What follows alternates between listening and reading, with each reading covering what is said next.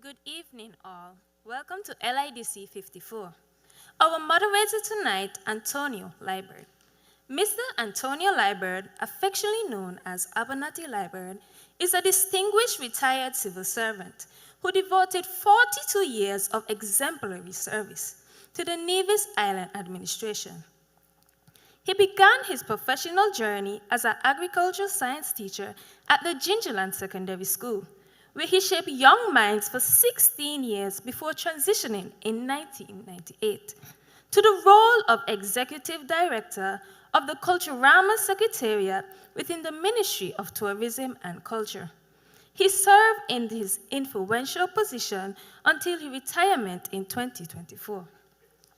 Mr. Leeward also holds the distinction of being the longest-serving chair of Nevis Annual Summer Festival, guiding Culturama for 9 years and helping to elevate it into the island's premier cultural celebration. His leadership extended to national cultural development initiatives, including oversight of key upgrades to the NIDAC's cultural complex, the Nevis Cultural Village, and contributes to the establishment of the David Freeman Center of Excellence. His outstanding contributions have been recognized through numerous honors, including the Medal of Honor, Independence Award, Cultural Legacy Award, Lifetime Contribution to Festivals Award, and several diaspora recognitions. In retirement, he continues to volunteer, mentor, travel, and produce music as his ADF production studio. I now welcome Mr. Antonio Leeward.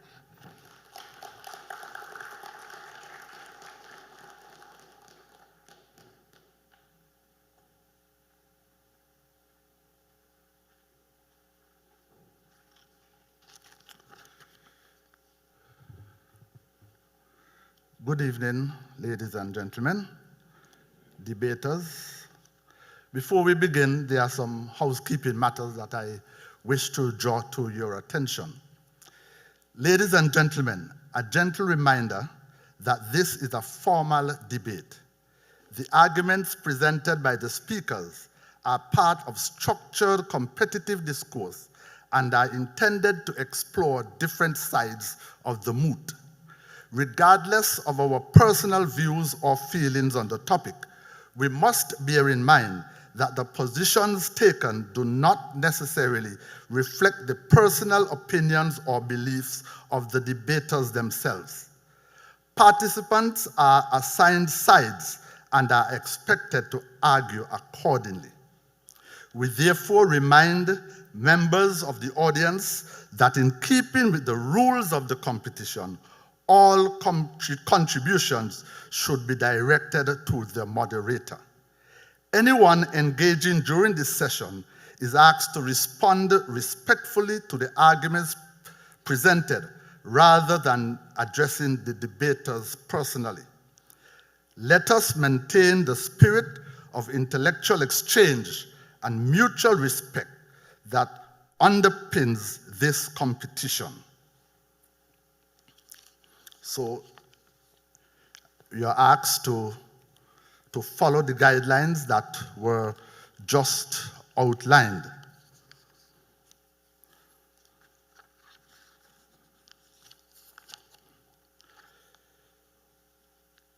Tonight's debate number 3, because we started on Thursday evening, says Montserrat versus Antigua. The moot for this evening's debate is: the reliance on tourism in the Caribbean undermines sustainable development. I repeat, the reliance on tourism in the Caribbean undermines sustainable development. I will be your moderator, and so we will begin.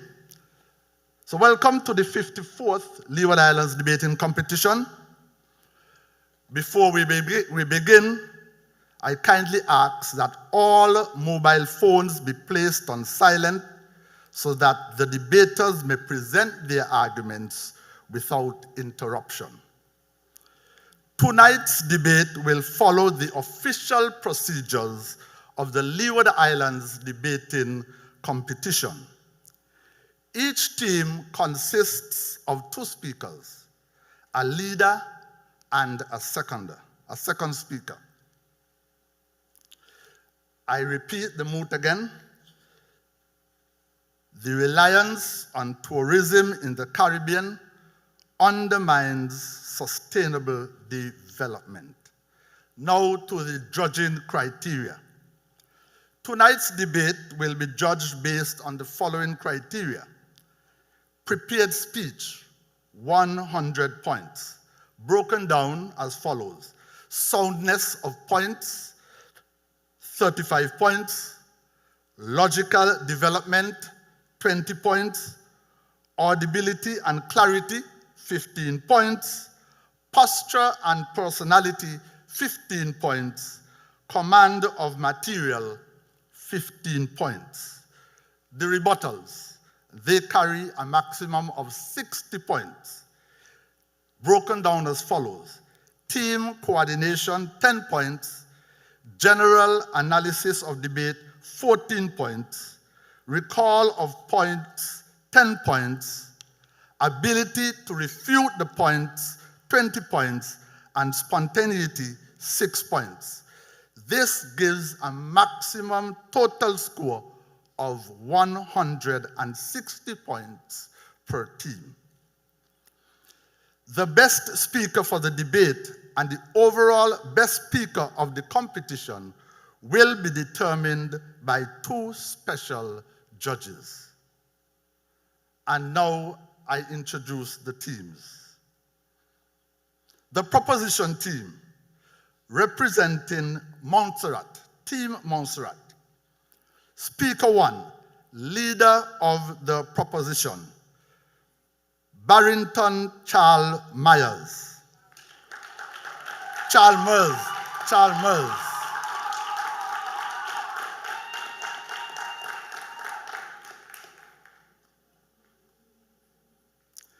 The second speaker for the proposition is Joannick Roach.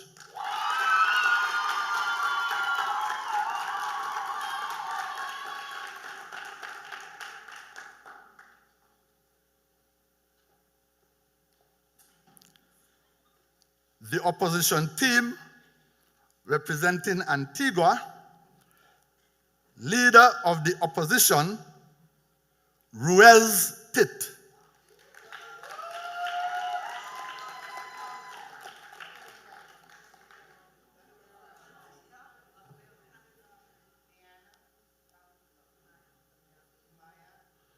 Well, this is what they gave me, the paper. So we shift them around? Okay. Sorry about that, but that is what. So the leader of the opposition, Amaya Guinness.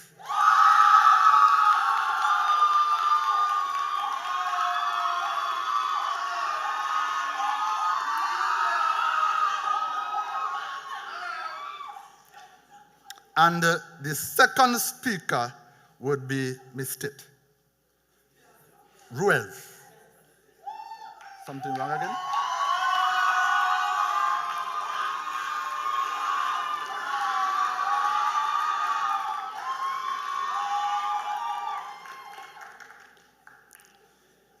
Introducing now the officials for tonight's debate. The adjudicators, the debate this evening will be adjudicated by 3 persons. We have Devon Leeward. Devon Leeward has been a tourism professional for the past 25 years, having started working with the Department of Tourism Nevis in 2000. He spent most of his time at the Nevis Tourism Authority, the organization responsible for marketing of Nevis as the premier destination within the region. Apart from promoting the destination globally, Devon performed key roles in the area of product development and participated in many Caribbean tourism organization sustainable tourism conferences. For almost 5 years, within that time at the NTA, he was responsible for executing and directing the OAS Small Tourism Enterprise Project, a project focused on empowering small tourism businesses to become more effective in their business operations and to embrace components of sustainable practices. He holds a Bachelor of Science degree in Tourism Management from the University of the West Indies and a Master of Science degree in Strategic Tourism Management from the Shima Business School of Sophia Antipolis, France. He is also a certified hospitality department trainer with the American Hotel and Lodging Association. Let us give Devon a round of applause, please. Our second judge for this evening's debate is Mr. Dylan Webb.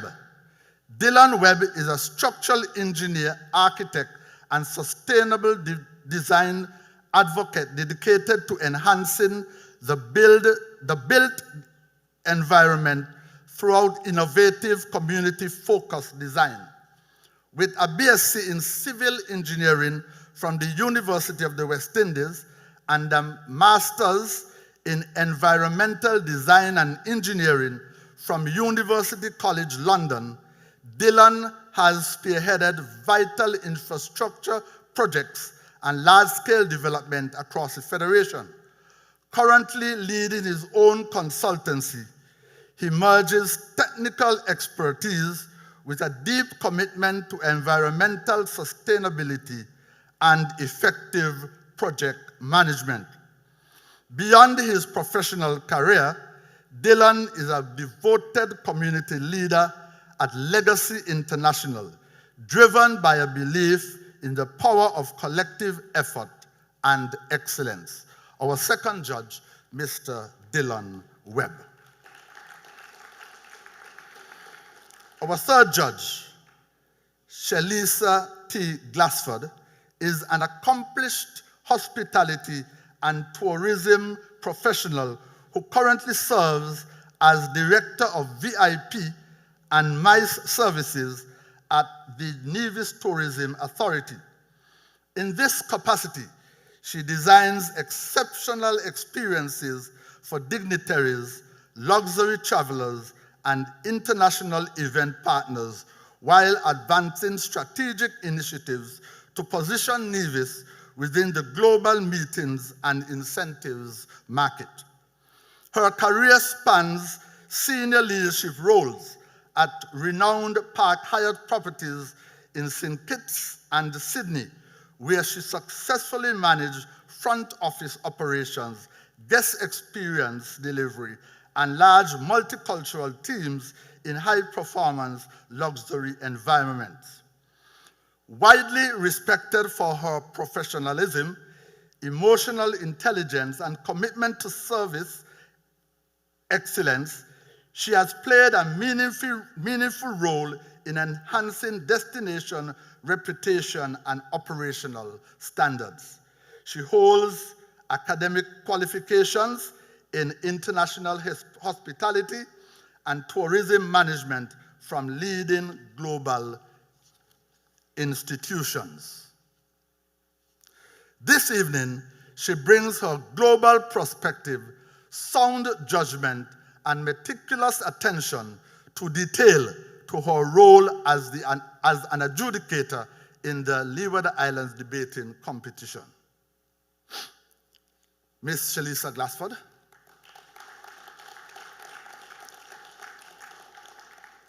Best Speaker Judges. Our best speaker judges for tonight will be Mrs. Midge Morton and Mrs. Jasmine Doe. Auditor for this evening, PKF St. Kitts and Nevis. They are a locally owned audit and accounting firm operating in St. Kitts and Nevis, and is a proud member of PKF International, formerly Panil Kaur Foster. The firm's professionals bring strong credentials and practical expertise in accounting, external and internal audit, finance, compliance, and advisory services. The representatives from PKF St. Kitts and Nevis tonight are Phoebe Blanco and Azil Williams. Finally, our timekeeper. The timekeeper for tonight is Miss Delcia Burke.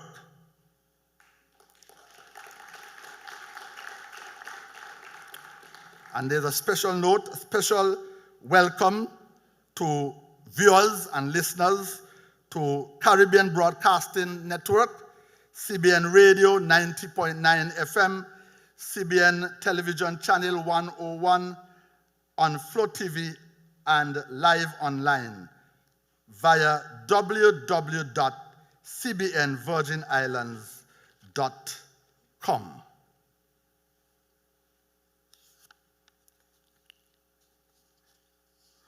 I will now explain the format or the procedure for tonight's debate. The debate will proceed in the following order. The leader of the proposition will speak for 10 minutes. The leader of the opposition will similarly speak for 10 minutes. The second speaker for the proposition will speak for 7 minutes. And similarly, the second speaker of the opposition will speak for 7 minutes. After the prepared speeches, there will be 5 minutes of silence for rebuttal preparation. The rebuttal speeches will then follow in this order. The opposition will speak first, and the opposition will have 5 minutes to present their rebuttals. And then that will be followed by the proposition, which will similarly have 5 minutes. The timekeeper will ring the bell 1 minute before the time expires, and again when the time has expired. Debaters are allowed a 10-second grace period to conclude. We will now begin tonight's debate. And I remind you again of the moot, the reliance on tourism in the Caribbean undermines sustainable development. I now invite the leader of the proposition to present their case.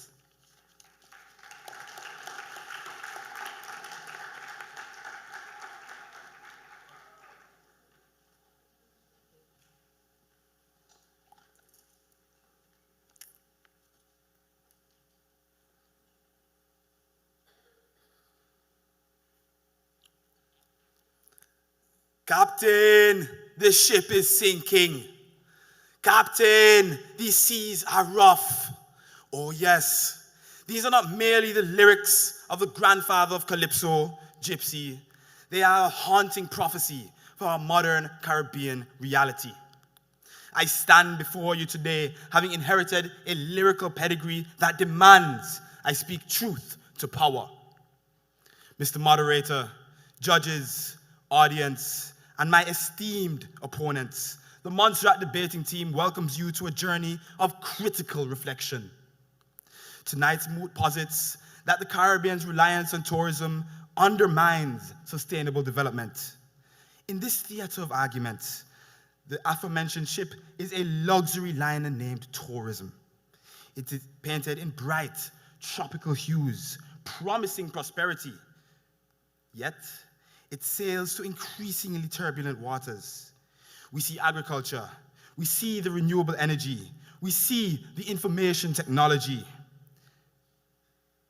the lifeboats of our diversification, left hanging on the davits, unused, while we cling to a vessel that is taking on water.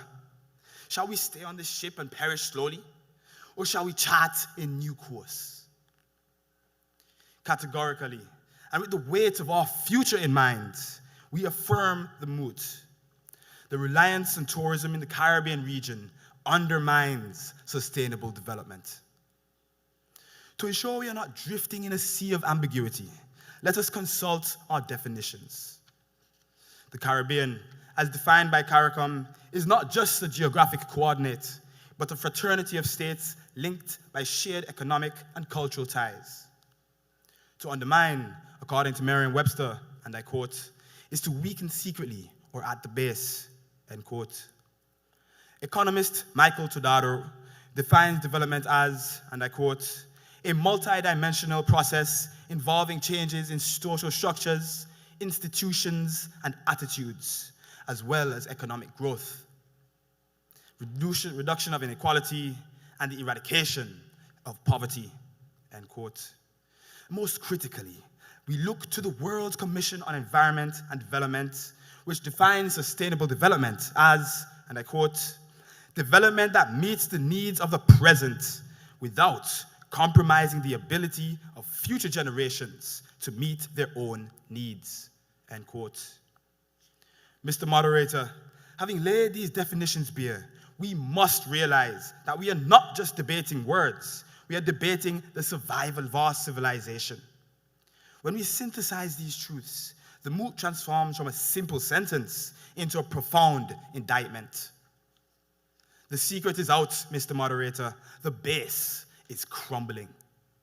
Our argument is anchored in 3 clear points of failure: structural fragility, the vulnerability to external shocks; economic leakage, the invisible holes in our hull where wealth escapes; and ecological erosion, the destruction of the very paradise we sell. My colleague will then later seek to expose the economic fragility and social displacement that prove this ship is not just swaying, it is taking on water. Consider a mother in Hanover Parish, Jamaica, in 2025. After the winds of Hurricane Melissa subsided, she stood amidst the debris and said, and I quote, with the hotels and tourists gone, the storm did not just destroy buildings, it shattered our jobs, end quote. Her voice is the siren of our fragility. Mr. Moderator, tourism is a fair weather industry. Tourism success often conceals its fragility. According to the United Nations World Tourism Organization in October 2020 report, and I quote, tourism is extremely sensitive to environmental, economic, and health-related disruptions, end quote. This vulnerability is clearly demonstrated in a 2017 recovery assessment by the Global Facility for Disaster Reduction and Recovery. They found, and I quote, the tourism sector accounted for a large share of total damage costs following Hurricane Irma and Maria in Antigua and Barbuda, end quote. In that assessment, tourism was estimated to account for 44% of the total hurricane damage costs substantial economic losses. However, the shocks affecting tourism are not always atmospheric. In 2016, the Zika virus diverted cruise ships as if they were fleeing a war zone. In 2014, chikungunya forced St. Lucian hotels to slash rates just to keep the lights on. When a region's primary pillar of survival can be toppled by a mosquito or a cloud, that is not development. That is a gamble. Mr. Moderator, we are told tourism feeds our people, but look closer at the manifest. The World Bank Tourism Linkages Survey reveals a startling truth, and I quote, Caribbean hotels import 89% of their meat and 81% of their dairy, end quote. We promise paradise on a plate, yet The ingredients arrive in shipping containers from thousands of miles away. In economic terms, we speak of leakage. According to the World Bank Tourism Linkages Survey, December 2025, data shows that between 50 and 80% of every dollar a tourist spends in the Caribbean exits the region immediately. These dollars flow to foreign airlines, international hotel chains, and overseas farmers. We are providing the scenery, but others are collecting the fear. We are not building a Caribbean economy. We are subsidizing a global supply chain while our own farmers struggle to find a market. Finally, we must look at the wake our ship leaves behind. The very beauty that draws the world to our doorstep is smothered by the guest. According to the United Nations Environment Programme 2019, and I quote, approximately 15% of the Caribbean's coral reefs are currently threatened by marine sources of pollution, such as wastewater discharge, end quote. But above the waves, the story is darker. What of the air we breathe? According to a journal, Nature Climate Change, posted on 7th May 2018, and I quote, in 2018, regional tourism contributed 62 billion kilograms of CO2 to global emissions, end quote. This is 25% higher than the global average for tourism emissions. We are burning our future to light up the resorts of today. Sustainable development asks a haunting question. Who pays tomorrow for what we gain today? By relying on tourism, we have traded off food security for foreign imports, our environmental health for temporary high occupancy, and our economic stability for the whims of a global market. We are not arguing that tourism has no value, but that the reliance upon it is a slow-motion shipwreck. Mr. Moderator, the Caribbean must diversify, not drift. We must lower the lifeboats of agriculture and technology before the hull gives way entirely. And as I close, I look back at that ship on the horizon. The clouds are darkening, the waves are mounting, and the warning remains. Captain, these seas are rough. Captain, the ship is sinking. Mr. Moderator, the Caribbean diaspora and its residents deserve a vessel that is unsinkable. For this reason, I rise once more to affirm the moot, that the reliance on tourism in the Caribbean region undermines sustainable development. The proposition rests momentarily.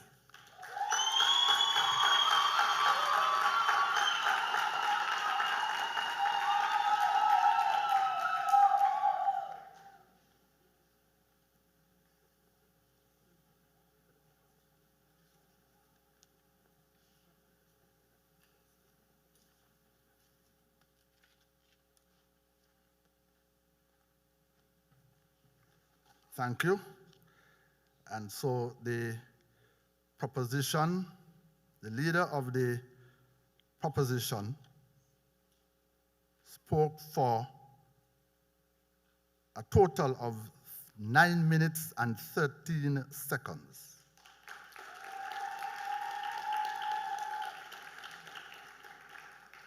I would like to make one correction.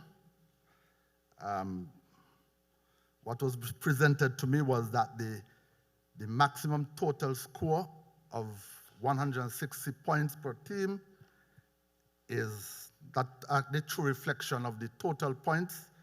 In fact, the total points per team is 260, and there are 3 judges, and so the total points would be 780.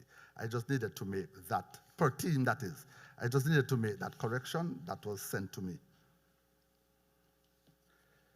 Okay, I now invite the leader of the opposition to present their debate.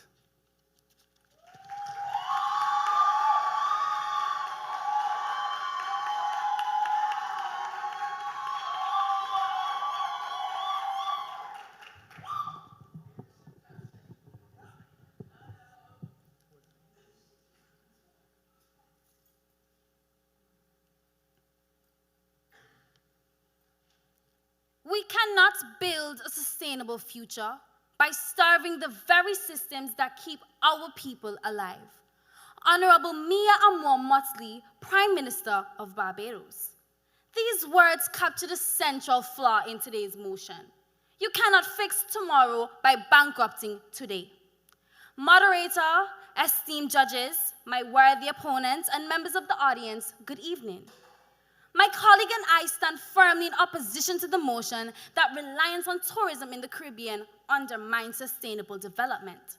We reject this motion because it misrepresents the role tourism plays in our region and ignores a fundamental reality. Tourism, when responsibly managed, does not weaken sustainability. It funds it, supports it, and in many cases, makes it possible. Sustainable development is not achieved by cutting off a region's strongest source of income and hoping for the best. It is achieved by strengthening that income, managing it effectively, and reinvesting it wisely. Before advancing our arguments, it is necessary to clarify the key terms of this debate. Tourism, according to the United Nations, refers to the social, cultural, and economic phenomenon involving the movement of people to places outside of their usual environment for personal or professional purposes. Reliance, as defined by the Cambridge Dictionary, refers to dependence on or trust in something for support. This same source defines the Caribbean as the islands and countries in and around the Caribbean Sea. To undermine, according to the Merriam-Webster Dictionary, means to weaken or reduce effectiveness. And finally, sustainable development, as defined by the United Nations, refers to development that meets present needs without compromising the ability of future generations to meet their own needs. When these definitions are applied, the motion suggests that the Caribbean's dependence on its tourism sector weakens the ability of present and future generations to meet their own needs. But if that was true, the Caribbean would have collapsed a long time ago. As the first speaker, I will establish the foundation of our case by demonstrating that tourism supports sustainable development in the present. My presentation will focus on two key areas. Firstly, the role of tourism in environmental protection, and secondly, the impact of tourism on human development across the Caribbean. My colleague will then build on this foundation by examining the long-term implications of tourism. This will include an analysis of how responsible governance, effective regulation, economic diversification, and strategic forward planning ensure that tourism strengthens rather than undermines sustainable development for future generations. Together, we will demonstrate that tourism is not a barrier to sustainability, but a critical tool in Caribbean development. Moderator, how can environmental conservation be sustained across the Caribbean without the very industry that finances it? That question is best answered by examining the economic realities that shape our region.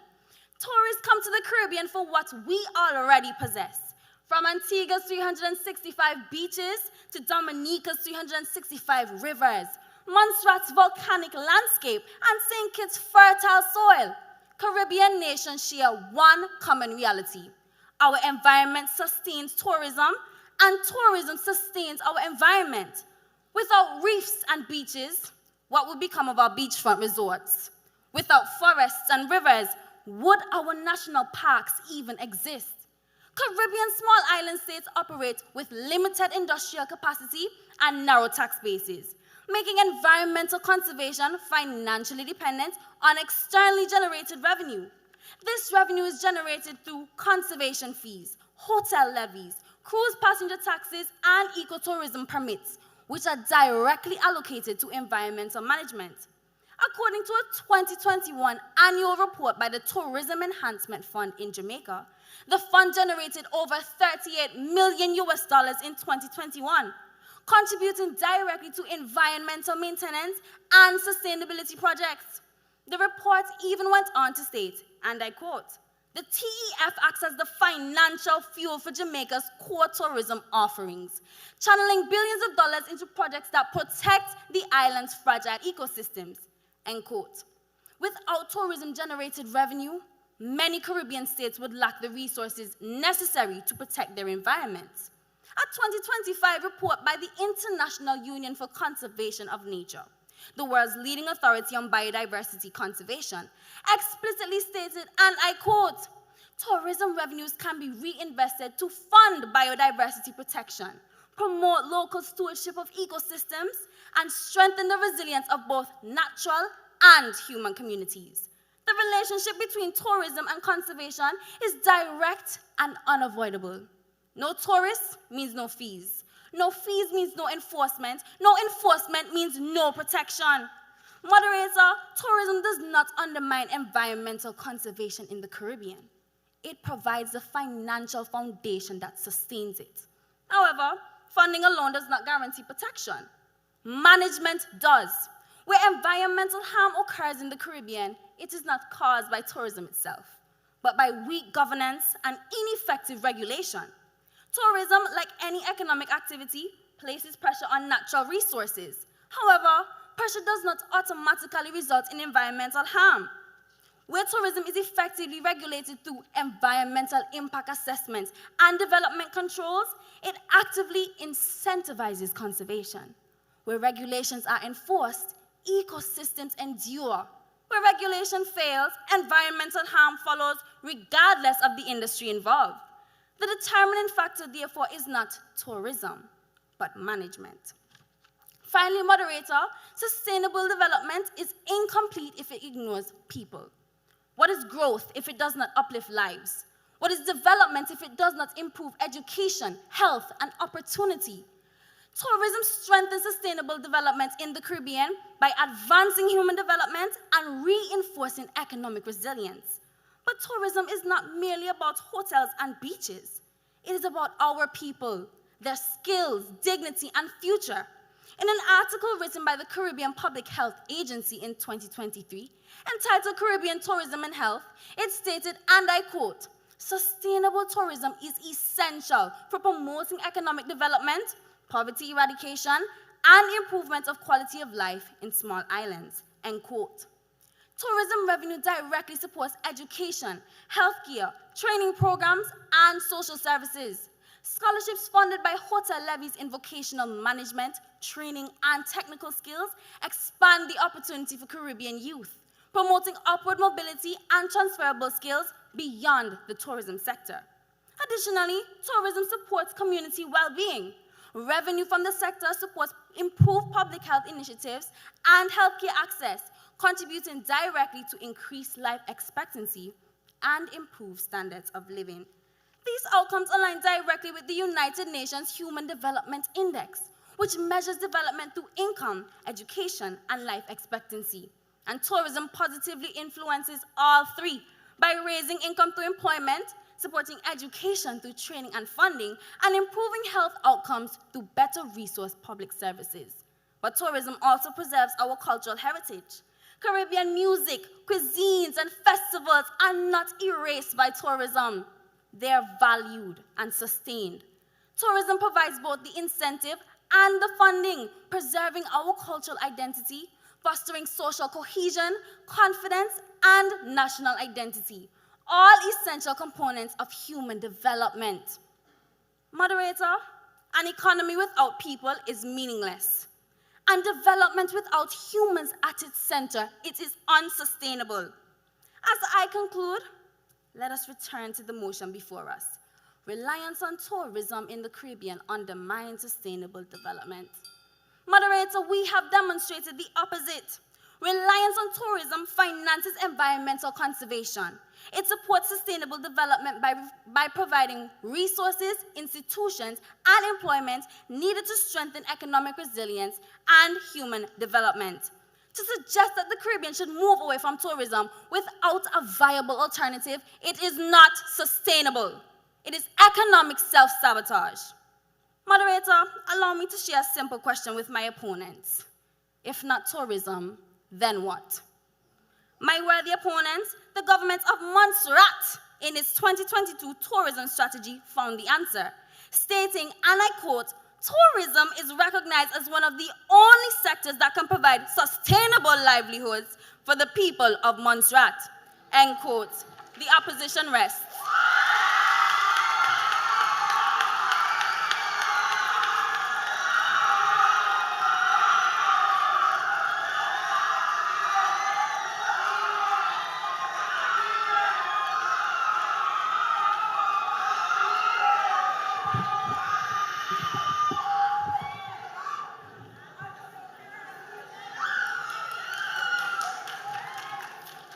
Thank you, Team Montserrat.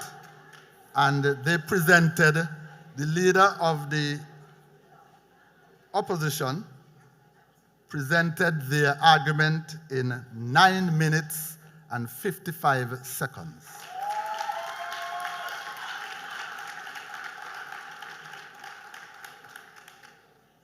I will now invite the second speaker of the proposition to present their argument. And may I remind you, the second speakers will have a maximum of 7 minutes to present their case. Let us welcome the second speaker of the proposition.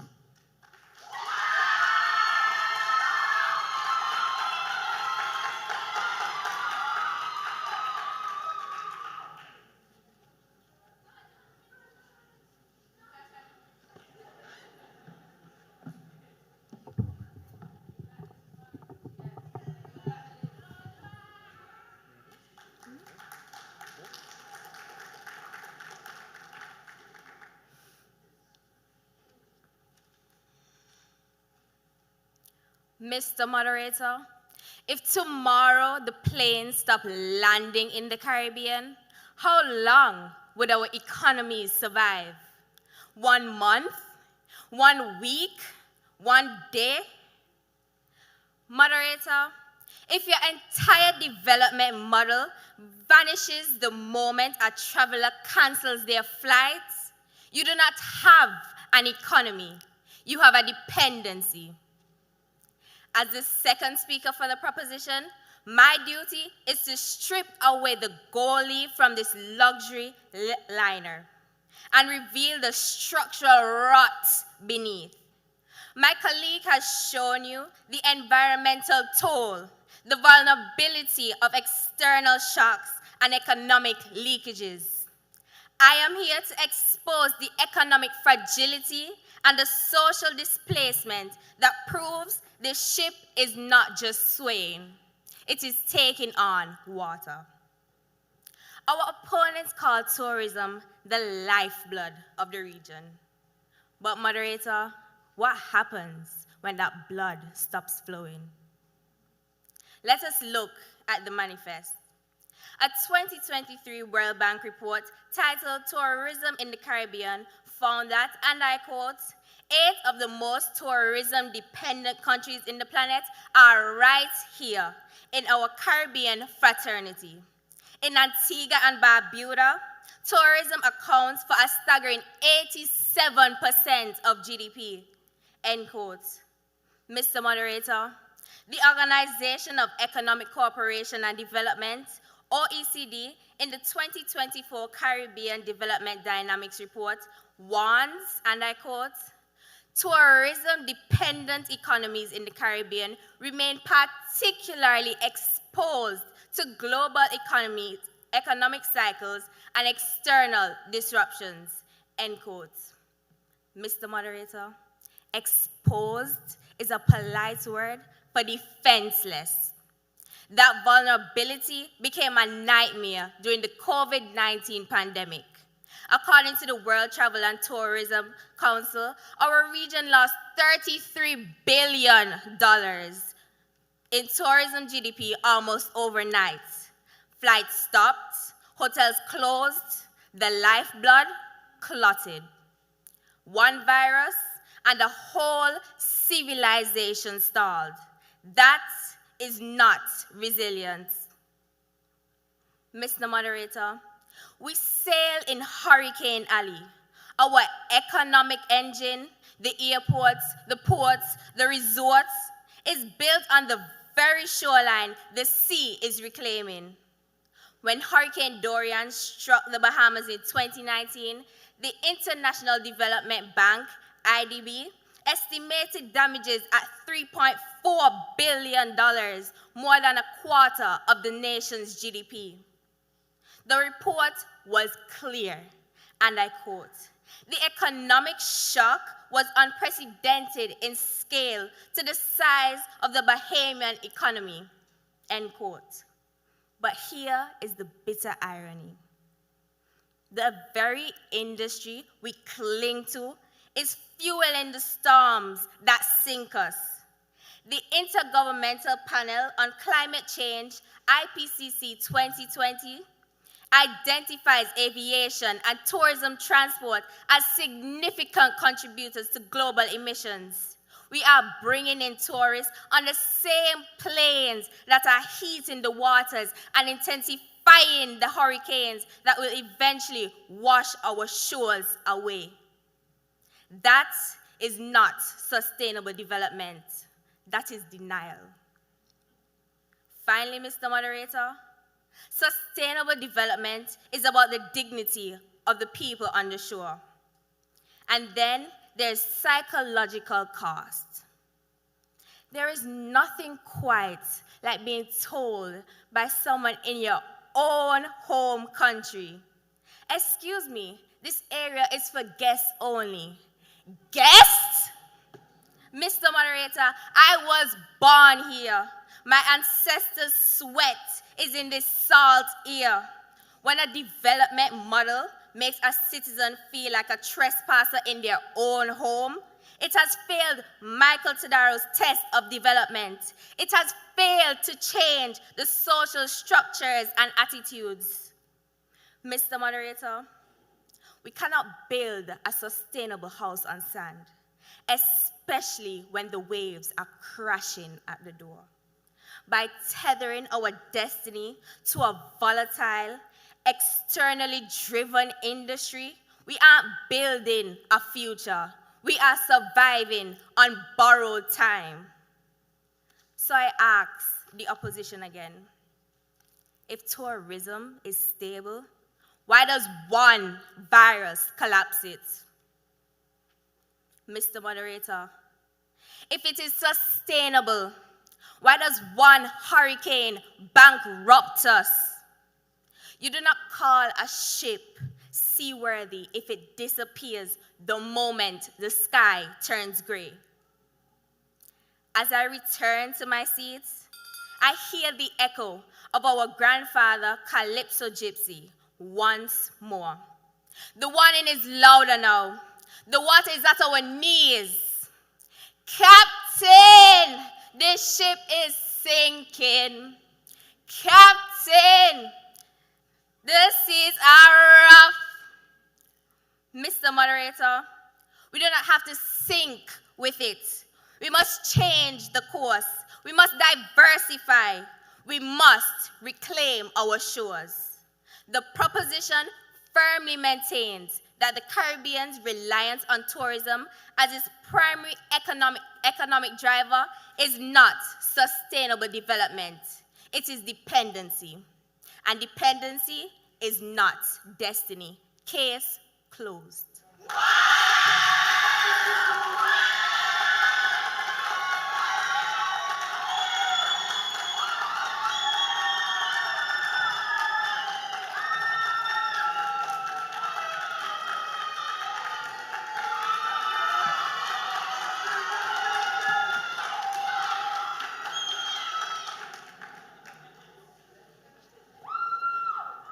Thank you for that presentation.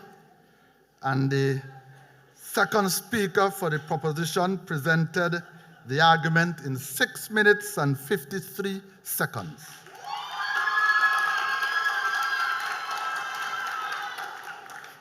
Just a reminder,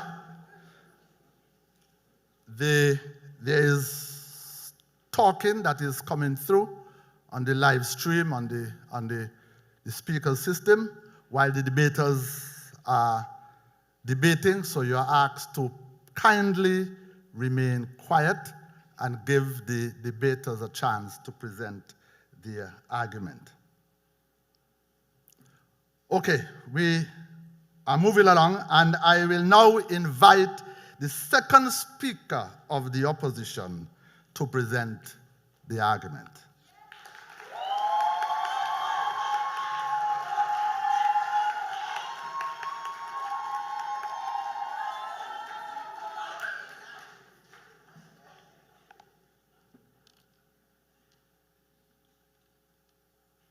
Sustainability is not about abandoning what works. It is about managing it wisely so that it continues to work tomorrow. Moderator, honorable judges, worthy opponents and members of the audience, good evening once again. If we are being honest, the Caribbean does not have the luxury of experimenting with its survival. We cannot simply unplug our strongest industry and hope that development somehow funds itself. Because the real question before us tonight is simple. If we weaken tourism, what exactly finances sustainability?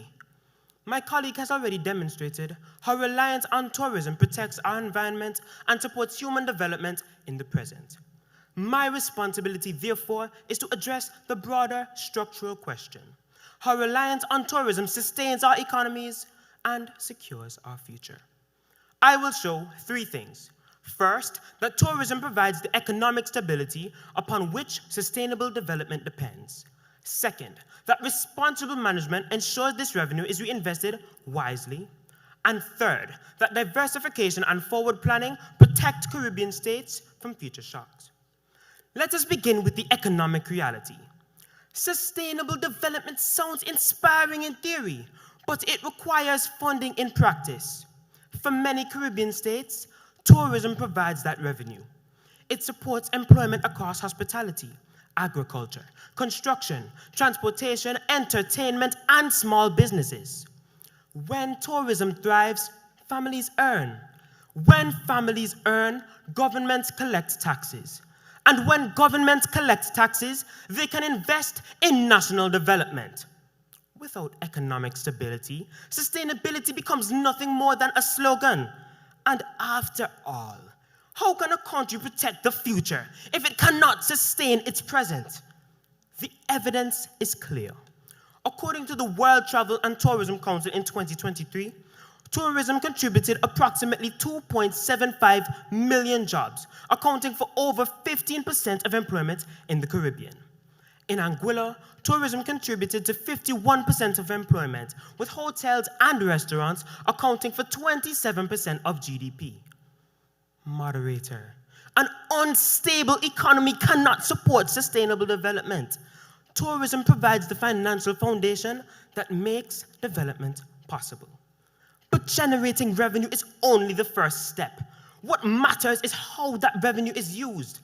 Tourism income, when responsibly managed, supports local communities and strengthens national development. As the World Bank stated in 2025, and I quote, "Tourism is more than an industry in the Caribbean. It is a way of life, an economic backbone, and for many, a ticket out of poverty," end quote. Sustainability is not simply about earning revenue. It is about reinvesting it wisely. Moderator, should we weaken the very industry that funds development or strengthen it to secure our future? That is not dependence. That is deliberate investment into national development. Yet, even well-managed tourism must be resilient, which brings me to diversification. Sustainability cannot survive on one tourism idea alone. An economy that depends on only one tourism stream is like building a hurricane shelter with only one exit. When disaster strikes, there is no way out. Diversification in tourism, however, creates multiple pathways to safety. When one tourism niche declines, others continue to sustain revenue and employment, ensuring the economy remains stable rather than collapsing. This principle became clear during COVID-19. According to a 2020 report by the United Nations Economic Commission, global tourism nearly came to a standstill, causing major declines in GDP and employment. The Bahamas, which relies heavily on cruise tourism, experienced severe economic disruption. In a 2022 United Nations assessment, it was stated, and I quote, "The Bahamas got a severe blow from the temporary cessation of operations of the cruise lines, which produced over $1 billion in losses," end quote. When cruise tourism stopped almost overnight, ports closed, ships disappeared, and thousands of workers lost their income. However, diversified economies proved more resilient. Jamaica sustained revenue through stayover visitors, cultural attractions, music festivals, and domestic travel. The Caribbean Tourism Organization reported in 2022 that Jamaica welcomed more than 1.5 million visitor arrivals in 2021, generating significant spending that supported local businesses and tourism stakeholders. The comparison is unmistakable. Like any industry, diversification cushions shocks, while dependence magnifies them. This same 2020 report by the United Nations Economic Commission emphasized that diversification into niche markets provides opportunities to build resilience in tourism industries. COVID-19 proved that diversification within tourism is not optional. It is the difference between economic shock and economic survival. Finally, we must consider the future. Sustainable development is not only about today's stability, but tomorrow's security. Rising seas, stronger hurricanes, and climate risks demand preparation, and good intentions are not legal tender. Tourism provides the funding necessary to prepare for these realities. The CEO of the Antigua and Barbuda Tourism Authority, Colin C. James, stated in 2025 that tourism accounts for roughly 70% of GDP, with about a third of the workforce depending on the industry. Moderator, this is not abstract theory. This is reality. From geothermal energy investments in Montserrat to coastal defenses in Anguilla, tourism today is paying for tomorrow's survival. When we assess the evidence, the conclusion becomes unavoidable. Reliance on tourism stabilizes our economies, funds our development, strengthens resilience, and prepares us for the future. Moderator, tourism is not the obstacle to sustainable development. It is one of the very reasons sustainability remains possible. For these reasons, we firmly oppose the motion. I thank you.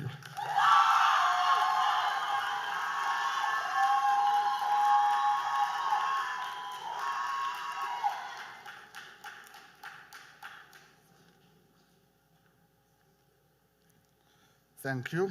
And the second speaker of the opposition presented the argument in 7 minutes and 2 seconds.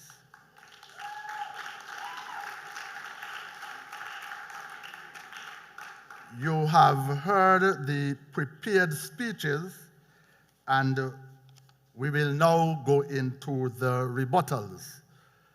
May I remind you that during the rebuttals, we want to give the debaters a chance to prepare their rebuttals, and so I'm asking that during this 5-minute period that we exercise control in terms of speaking. We want to have absolute silence during this 5 minutes. And so the time begins now.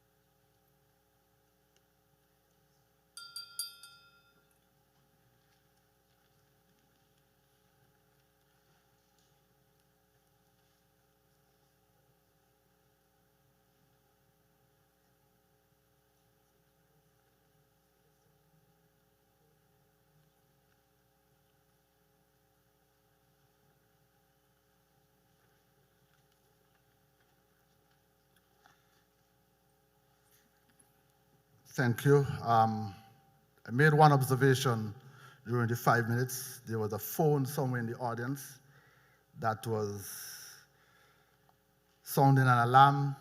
So you ask, please, please, please kindly put your phones on vibrate or mute or turn them completely off, please.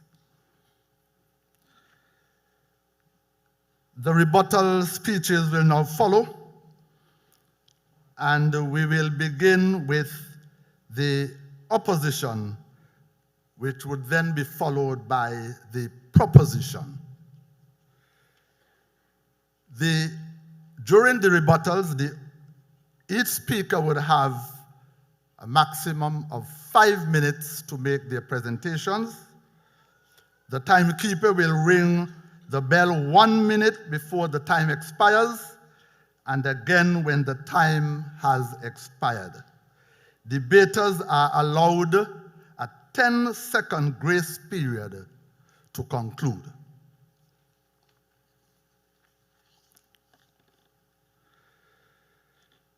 We will now proceed with the rebuttals, and I invite the leader of the opposition to make the presentation.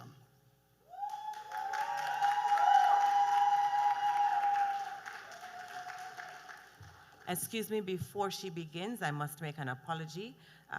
You may have observed that the lights are flickering. We would have received a complaint.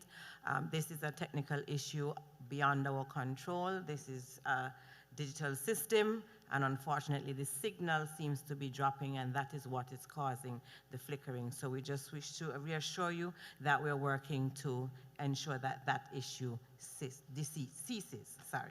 Thank you.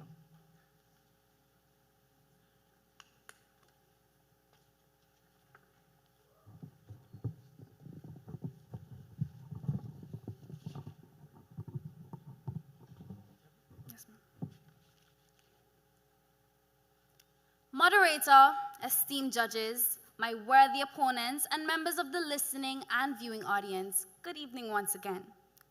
As the proposition was speaking, my mind went back to 1492, when Christopher Columbus first arrived in the Caribbean and described our islands as places of extraordinary beauty and promise. For centuries, people have been drawn to this region, and today, that attraction is simply called tourism. Yet the proposition would have us believe that the very industry built on the Caribbean's greatest advantage somehow undermines sustainable development. However, while listening to the proposition, it almost sounded as if reliance on tourism is the very root of each challenge in the Caribbean. If something goes wrong, the answer is blame tourism. At one point, I almost wondered if tourism might be responsible for hurricanes too. But repeating a claim does not make it true. In fact, there were several flaws presented in their argument, and the opposition will now address those points and demonstrate why tourism remains a vital tool for sustainable development in the Caribbean. Firstly, the proposition has argued that tourism damages the environment. Tourism does not damage the environment, it protects it. After all, it is the primary product being offered. Caribbean countries are investing in ecotourism, marine conservation, and sustainable development practices, such as the Green Globe, Green Economy, Blue Flag certifications. Rather than destroying the environment, tourism provides the financial foundation that sustains it. I refer once again to my speech where I mentioned the Tourism Enhancement Fund in Jamaica, which generated over $38 million in 2021, contributing directly to projects that protect the island's fragile ecosystems, end quote. Another flaw presented here today is the idea that tourism revenue leaves the region. However, tourism directly supports local entrepreneurship, which allows for revenue to stay within the region. Tourism provides the opportunity and the platform for small micro-enterprises to flourish in the often industrialized markets. In Antigua and Barbuda, for example, the government has offered grants and subsidies in the Shell Beach Initiative, which allows locals to then own properties and reinvest in them to make Airbnbs. Here we see that our locals are not just working in our hotels, but they are owning our accommodation. Finally, they have argued that tourism promotes social disruption. However, tourism is built on hospitality, but also our cultural appreciation. As mentioned in my speech, our cultural heritage and Caribbean identity are valued and sustained by the tourism industry.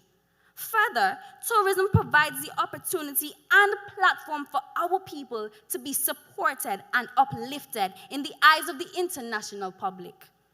Moderator, an industry built to protect our people and economies will never cause social disruption, but rather social cohesion. My opponents further mentioned structural fragility and the vulnerability to external shocks, but I'm here to wake you up and tell you the truth. All economies, all industries are vulnerable to external shocks. Tourism, however, provides a faster recovery. In 2021, when Antigua and Barbuda opened up their ports, many Caribbean islands thought we were crazy. However, it stands here today that the GDP of Antigua is $1.79 billion. Faster recovery by the tourism industry.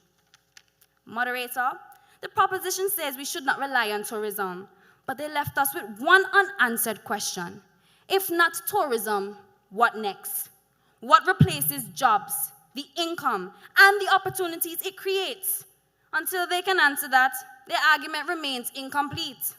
Tourism remains a pillar of development, and for that reason, we firmly oppose the moot. I thank you.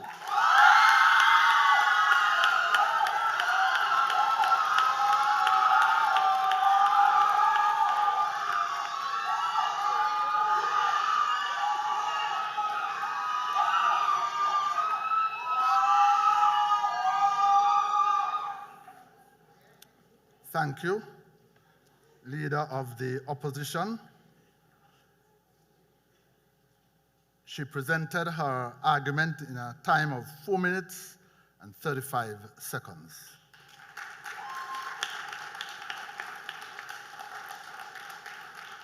I now take this opportunity to recognize the Honorable Spencer Brand and Mrs. Brand. Thanks for gracing us with your presence this evening. We will now invite the leader of the proposition to deliver the final rebuttal.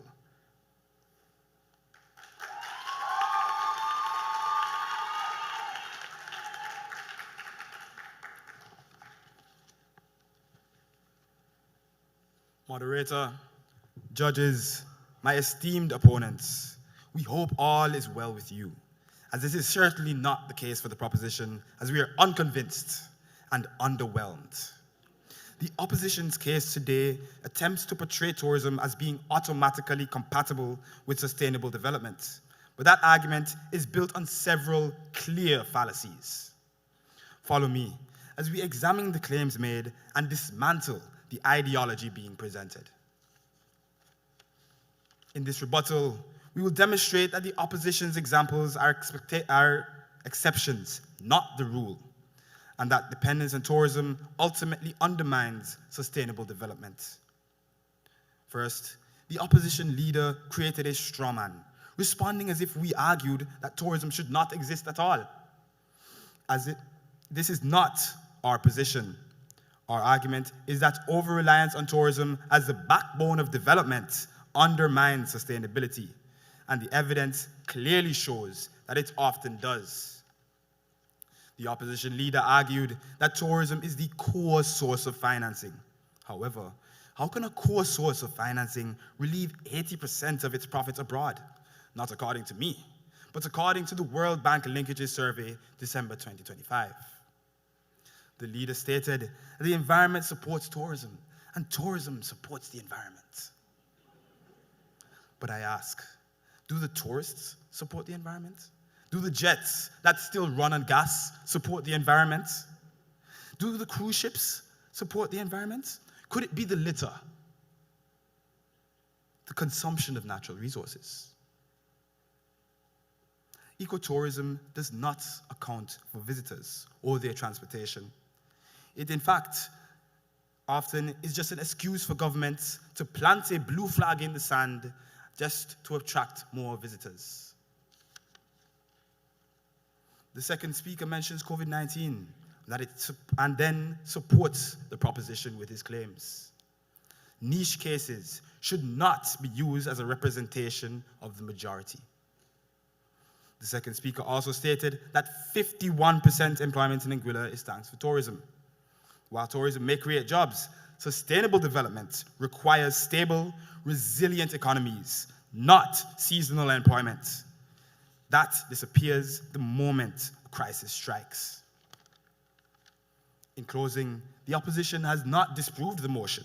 Instead, they have relied on exceptions, ideal scenarios, and theoretical possibilities while ignoring the systematic risks of tourism dependence. The opposition posed the question, if not tourism, then what? And I reply with a question of our own. If tourism fails, when tourism fails, then what? They present tourism as if its benefits automatically translate into sustainability. But they fail to address the economic vulnerability, environmental pressure, and the structural imbalance that arise when countries rely heavily on a single sector. And so, I affirm the moot once more. Reliance on tourism in the Caribbean region undermines sustainable development. The proposition rests indefinitely.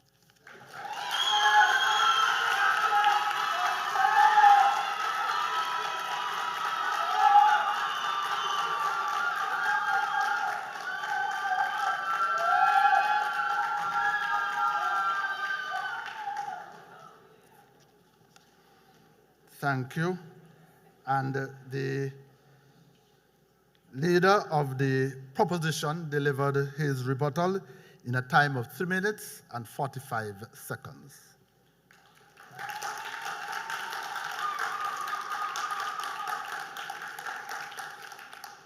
This concludes the debate presentations for our first debate for this evening. And I will now ask the adjudicators, the judges, to retire and give them an opportunity to deliberate and return with the results of this evening's debate. Their deliberations should take no longer than 15 minutes. I'm promised that this evening, that the deliberations will be no longer than 15 minutes. So we'll give them an opportunity to leave while we do some housekeeping to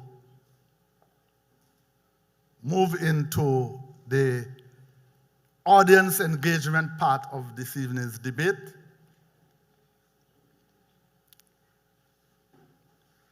Now, during this time, I will engage the audience in brief discussions on tonight's moot. And may I remind you of this evening's moot. The reliance on tourism in the Caribbean undermines sustainable development.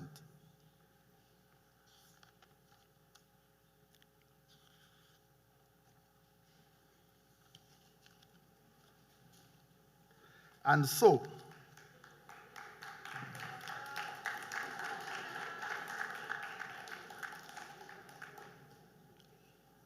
before we get into the discussion, I will ask you to give the debaters a round of applause.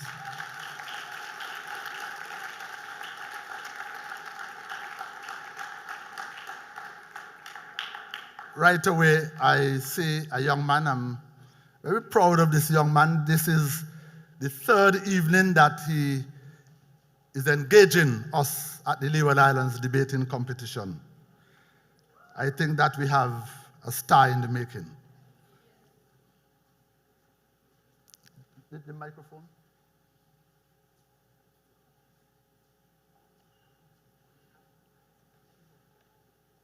Tap it again, tap it again, tap it again. Firstly, I would like to congratulate the debaters for their hard work and dedication to this evening. And I have a few points that I have made that I would like to say. So, our reliance on tourism does undermine the sustainable development. This is because if we continue relying on tourism, what will happen when our country doesn't look good anymore? Or we get COVID-26. We'll be hungry and thirsty, saving every dollar, even the 5 cents. No, I am not saying that we cannot have it, but that we need to stop completely relying on it and start working on sustainable development in the true sense.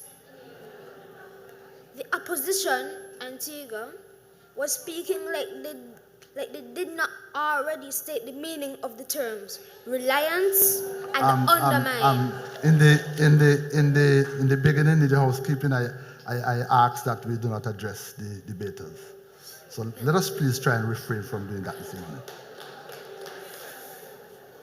I am saying this because if you balance the two, your income will be stable.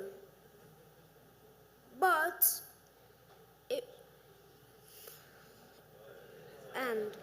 in my opinion, tourism is not sustainable. We need to get our economy together, ministers. When your country relies on something that can go out at any time, what do you think will happen? Okay, thank you. Can I engage you? Can I engage you? If not tourism, what alternatives would you suggest? I would suggest we go back to a little bit of the farming, so Agriculture, okay, so we fantastic. don't have to import all the food and pay extra money. And also when we go fishing, so people could sell a little bit more fish, so we don't have to pay extra prices for fish because it's imported. Imported fish, yeah, okay. Yes. And it's always good to eat local. You Yes. mentioned agriculture, and fishing is actually a part of agriculture. And so if we can grow or produce what we eat, you're on the right track, Mr. Walwyn. Give him a round of applause. I'm looking forward the next 6-7 years to see Mr. Walwyn here on stage debating. Is there any feedback on what the youngster just mentioned? Anyone would like to? Or I see 2 young ladies coming forward, or 1.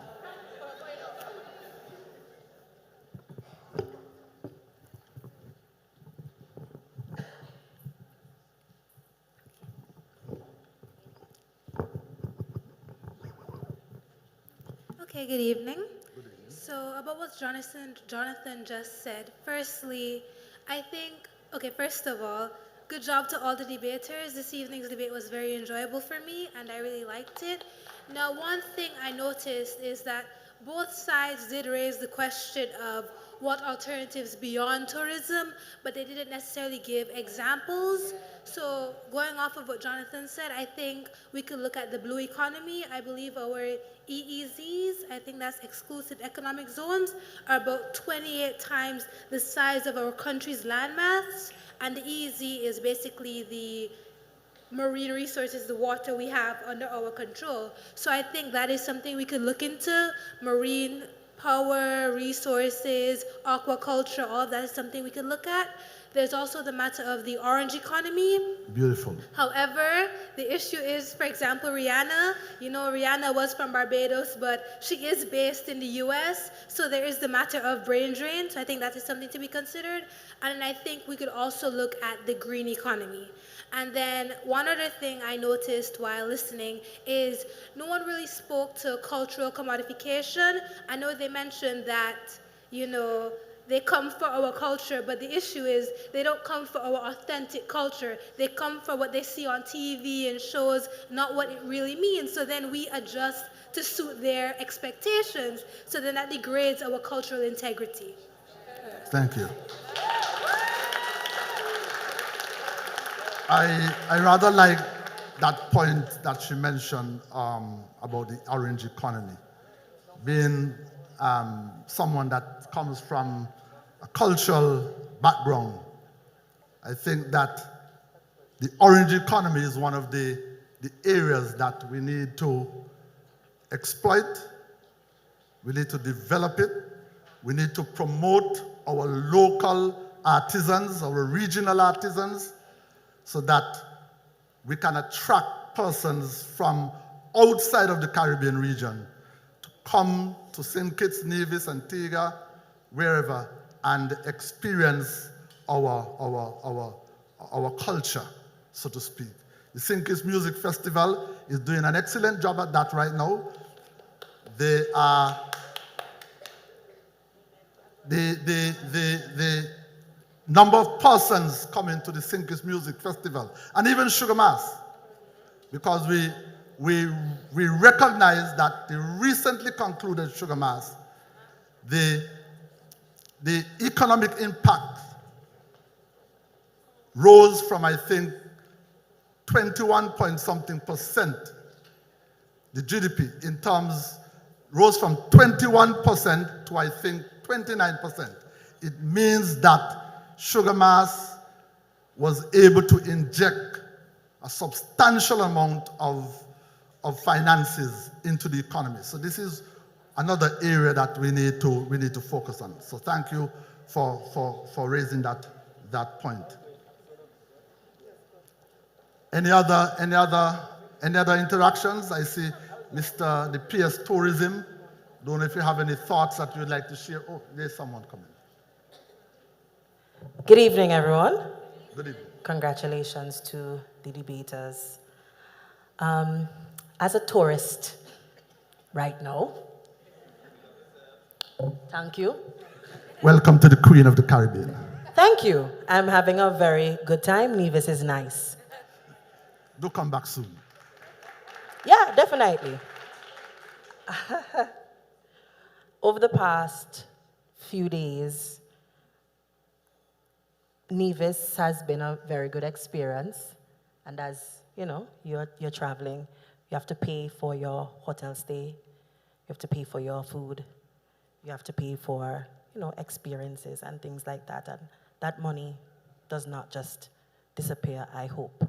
When we went to the artisan village, and I spent quite a bit of money on 4 items.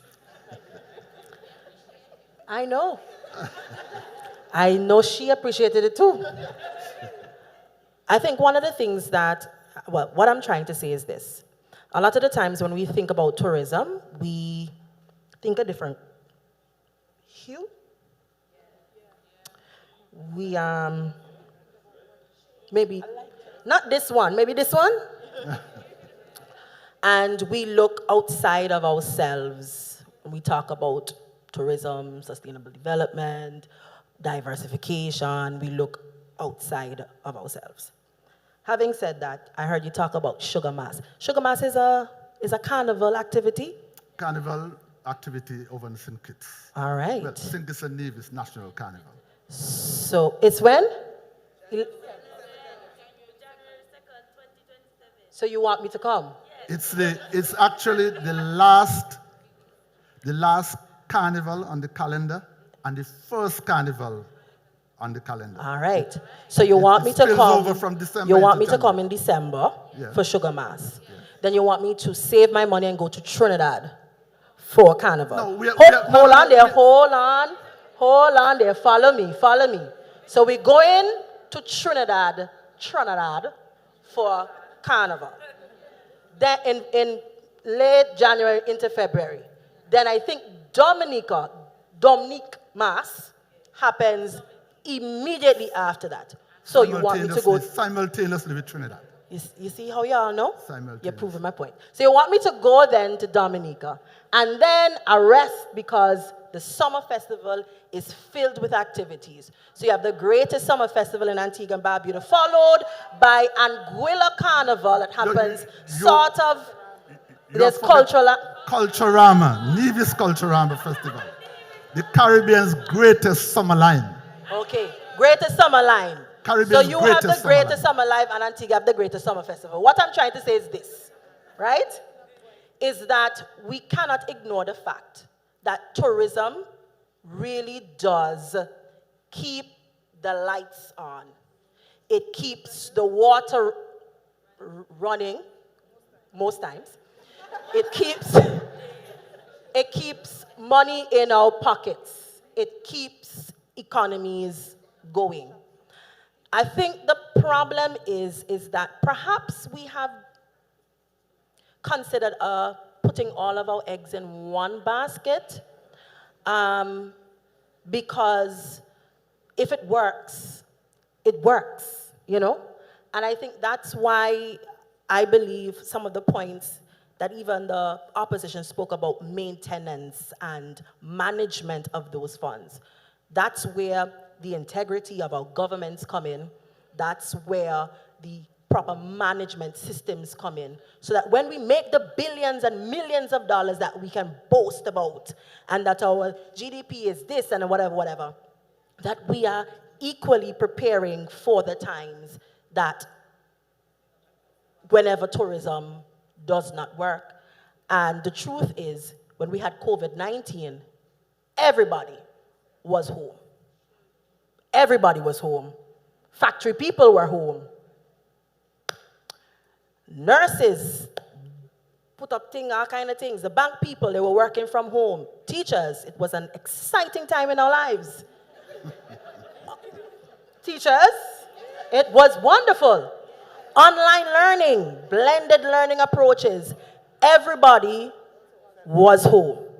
And so the point I'm making is that things are going to come all the time. We are hearing about, excitement in Iran and America and gas prices and all of these kinds of things. Yeah, so anything can happen. But how do we manage and make sure that we are good stewards when we do have surplus? When we do have extra money in your pocket, don't be like me and spend off your money on clothes and shoes. Save it.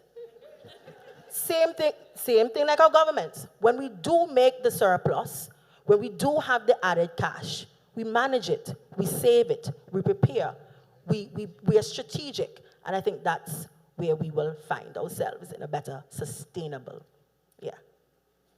world and Caribbean. Thank you.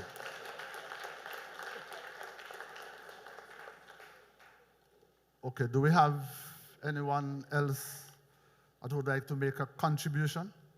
Okay, we have a young man. Good evening, everyone. Good evening. I would like to once Closer again to the mic so we can hear you. I would like to once again congratulate both teams of debaters on an exceptional debate tonight. I hope that sets the standards for the second semi-final that will begin shortly. But I want to add on to what my colleague from Antigua would have said. She said that tourism keeps the lights on. It keeps money in our pockets. And in her statements before that, she particularly added that, it happens sometimes. But she forgot to mention that tourism keeps the money in our pockets sometimes. Because recently I would have seen an ad or an article about how Antigua does not have a tourism season. It's year-round. But in countries like St. Kitts, that is not the case. from April to, you could say, around October, November, tourism does not keep the money in our pockets when no ships are there. I mean, the ships are already stopping coming. Literally, March 1st, the 4 and 5 ships dropped to 0. And I feel like I'm uniquely positioned to talk about this issue because I come from a household where both parents work in the tourism industry. It is a struggle, a real struggle in those summer months when we go from 2 to 5 American airline flights to just 1. And even that one is only about 50% full. So I really do believe that tourism is a necessary evil, for lack of a better term. It is an industry that the Caribbean is uniquely positioned to take advantage of, but in turn, tourism has begun taking advantage of the Caribbean. And I'm going to use St. Kitts as an example because I'm from there. The opposition mentioned how tourism, it protects the environment, but in most cases, that is simply untrue.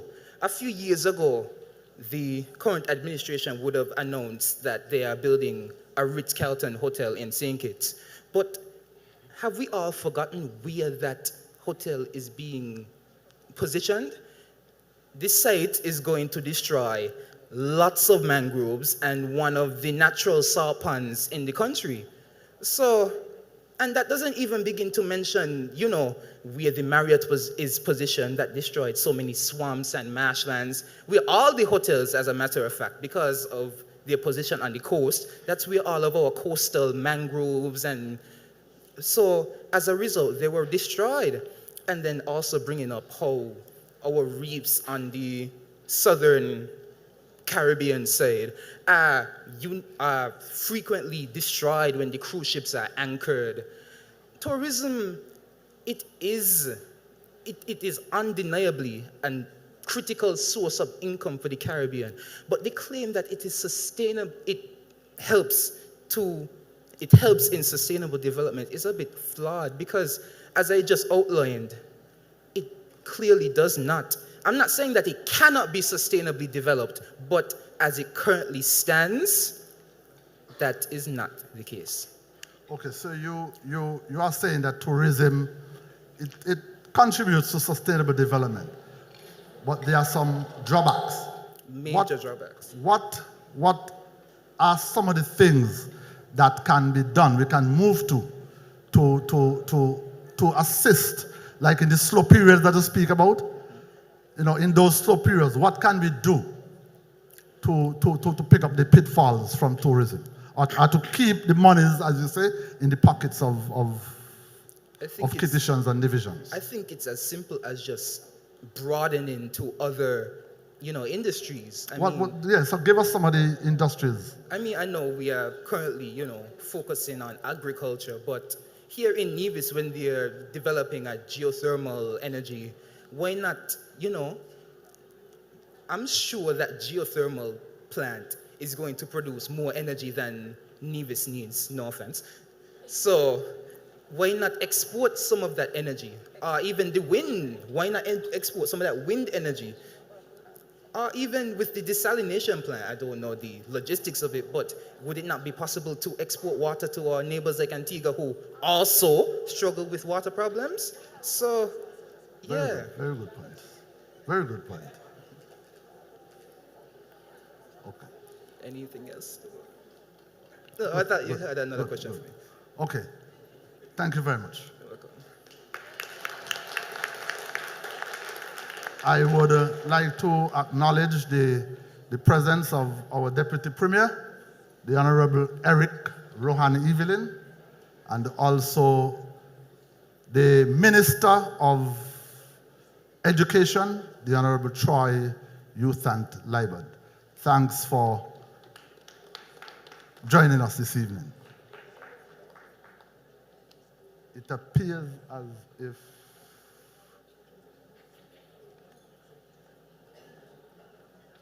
as if we are ready. Does anyone have any final comments? Or you want to get to the results? I can see them making their way on stage. As I promised you, this evening would not be as long as last evening. We have worked today to tighten up on things, and so we are expecting a quicker delivery of the results. Okay.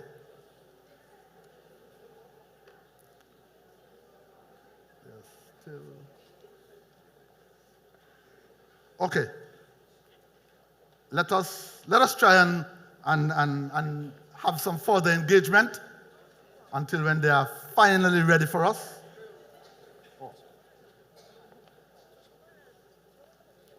Okay, so the results are in.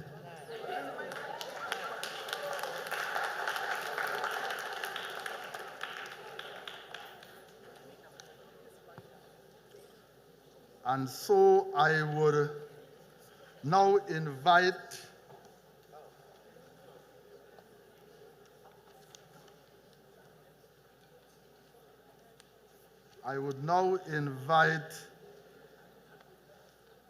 as we transition back to the debate, we will now proceed with the judge's remarks, and I invite the Chief Best Speaker Adjudicator to provide a brief critique. After that, I would invite the Chief Prepared Presentation Judge to provide comments. So I will not come back. When the best speaker gives the critique, then we'll have the results right after.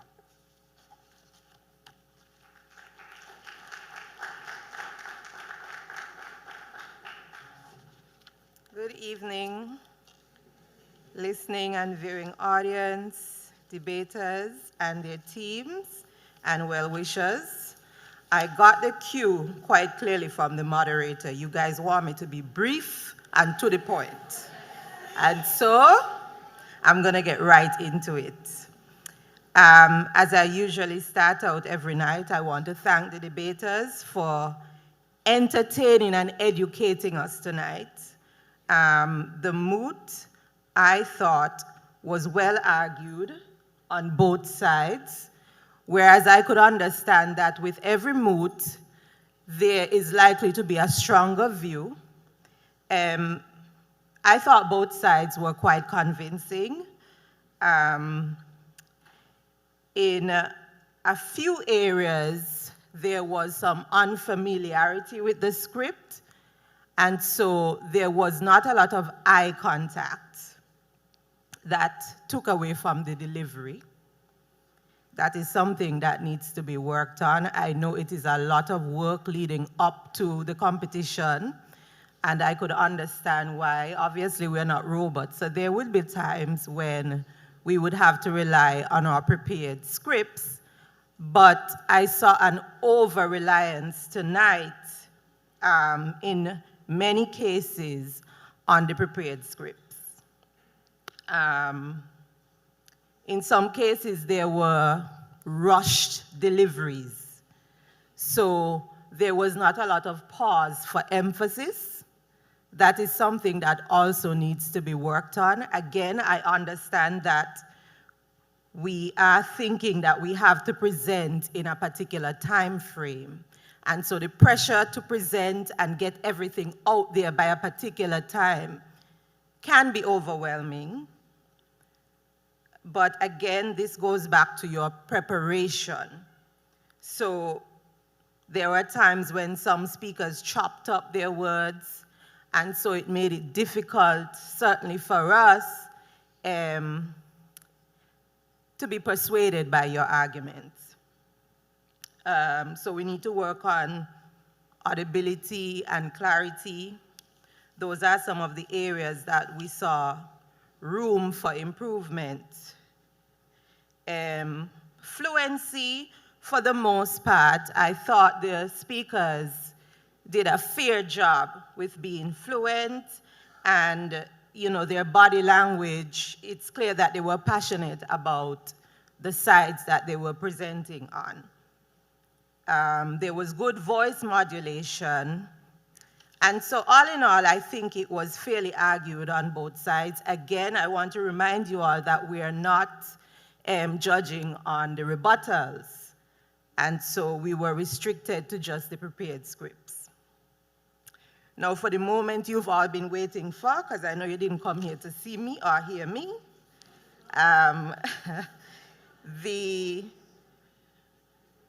the successful candidate for Best Speaker tonight is none other than Team Antigua.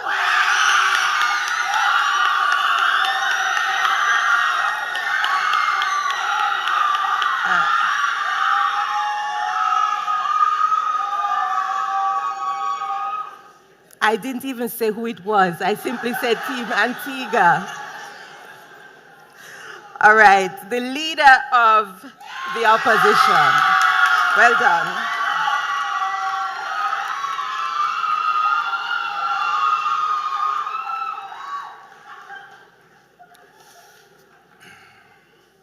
A pleasant good evening to everyone. And I'm here on behalf of the judges to present our feedback and to let you know that we are presenting this evening just general feedback. We are not pointing out any particular team or any particular member.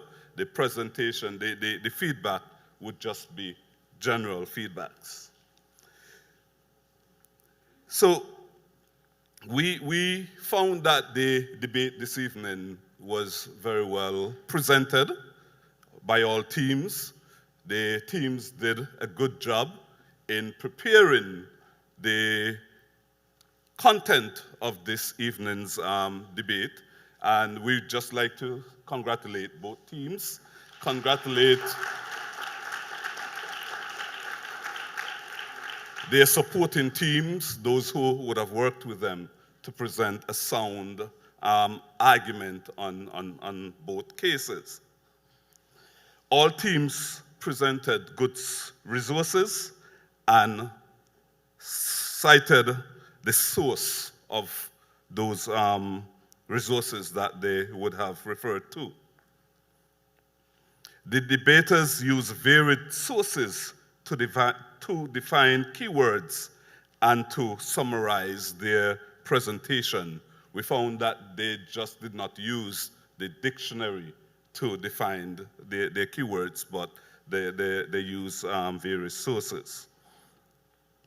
All teams did a good job in establishing the general points and the order of their particular presentation.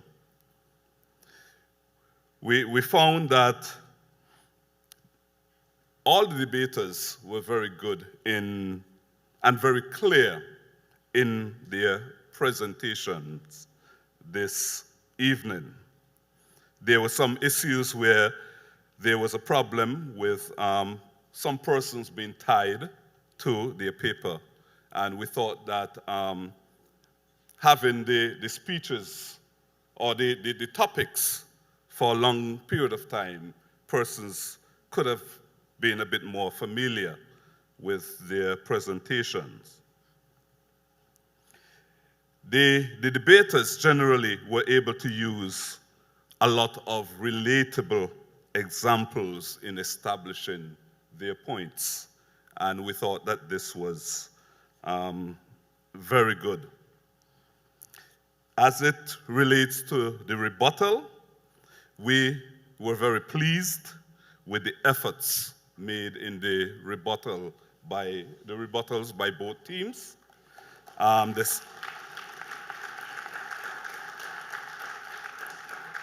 Both teams were able to cite a number of points in the opposition, the other team's presentation, and were able to present a good rebuttal for those particular points. In some cases, some of the rebuttal points were more developed than others. The we found that in one cases, the use of a metaphor, in one case to use a metaphor in welcoming, and they used that at the introduction, and they were able to carry that right through the debate, and we found that that was very good in doing so. So overall, we thought that the debate this evening was very well done, and again, we say congratulations to both teams. In the final analysis, we know that there can only be one winner, and we would like to congratulate that one winner. So the points for the debate this evening, we had one team scoring 624 points, and the other team scoring 691 points. So 624 and 691 points. So we would like to say congratulations to the opposition team.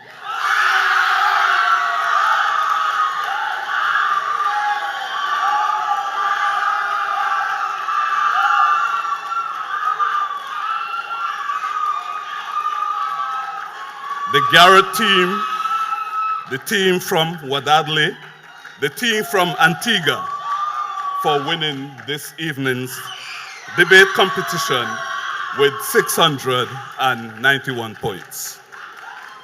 Congratulations.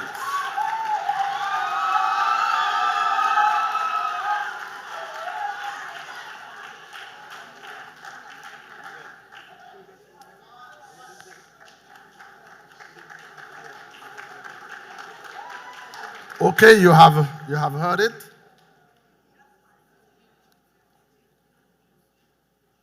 Montserrat, 624 points, and the winner of tonight's debate, Team Antigua, with a total of 691 points.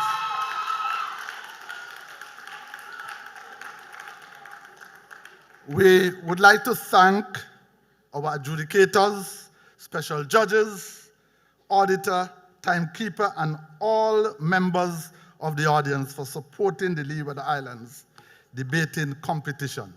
This is night 3 of the 54th annual Leeward Islands debating competition. We have debate number 2 coming up shortly after this debate, where we will see Team Anguilla proposing and Team Nevis opposing.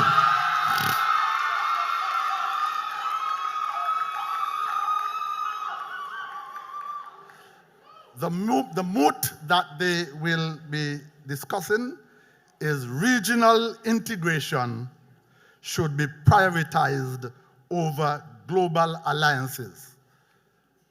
We will now have a short 10-minute break. You can use the restroom, patronize the food stall on the outside, and be back in the auditorium in 10 minutes so that we can continue with debate number 2. Once again, I want to thank you for having me this evening. You have been a lovely audience, and continue to enjoy the rest of this evening's debate. I thank you.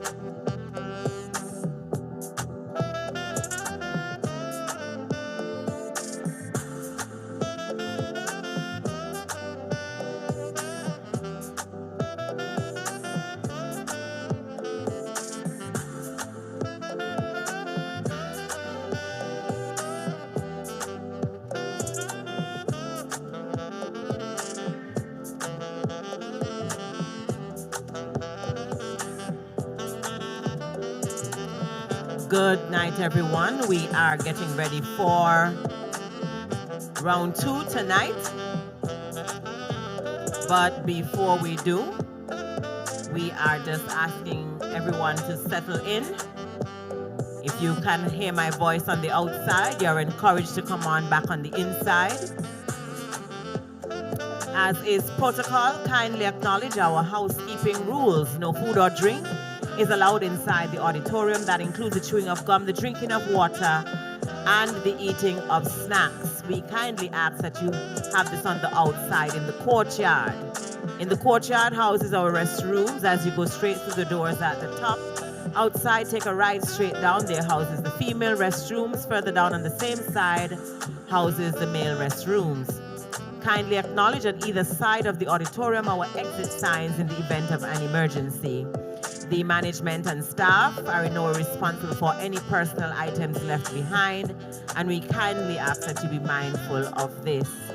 Kindly put your cell phones on silent or airplane mode. Just reiterating, no food or drink on the inside. We will now invite the representative who will introduce the second half of this evening's proceedings. Thank you.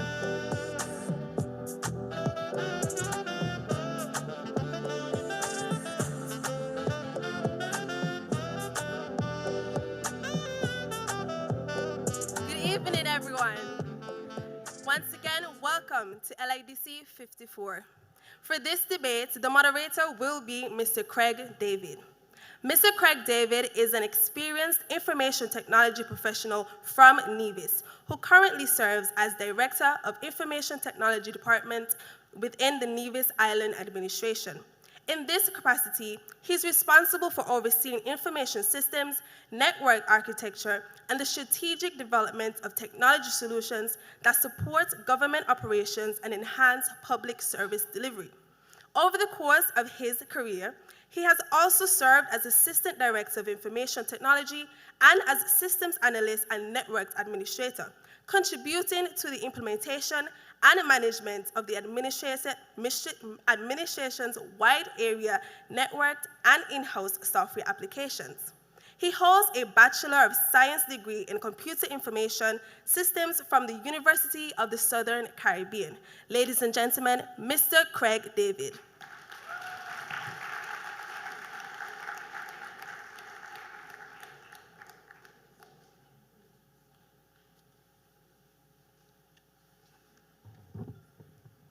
Good evening, everyone. Thank you for your kind words of introduction. Ladies and gentlemen, welcome to the 54th Leeward Islands Debating Competition. Before we begin, I kindly like to ask that all mobile phones be placed on silent so that the debaters may present their arguments without interruption. Tonight's debate will follow the official procedures of the Leeward Islands Debating Competition. Each team consists of 2 speakers, a leader and a second speaker. The moot for tonight's debate is regional integration should be prioritized over global alliances. Tonight's debate will be judged based on the following criteria: In the prepared speech category, a total of 100 points. We have soundness of points, 35 points. Logical development, 20 points. Audibility and clarity, 15 points. Posture and personality, 15 points. Command of material, 15 points. For the rebuttal, 60 points total, which comprises team coordination, 10 points. General analysis of debate, 14 points. Recall of points, 10 points. Ability to refute points, 20 points. And spontaneity, 6 points. Now, this gives each team a maximum total score of 780 points. The best speaker for the debate and the overall best speaker of the competition will be determined by 2 special judges. I will now introduce the debating teams. For the proposition, representing Anguilla, the leader of the proposition, speaker number 1, Mayanique Harris.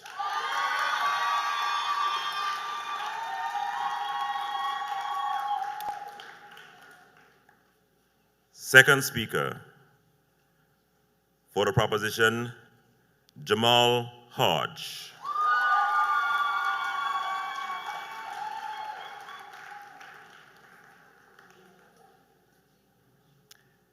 And for the opposition team, representing Nevis, speaker number 1, leader of the opposition, Talia Phillip.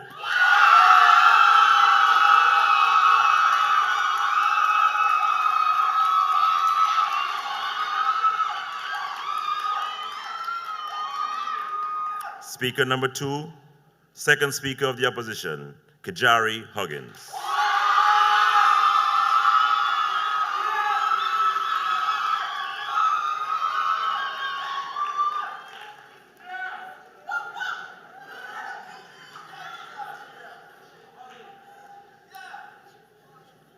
I would now like to introduce to you our esteemed panel of judges. First, adjudicator, Ms. Chanel Simmons.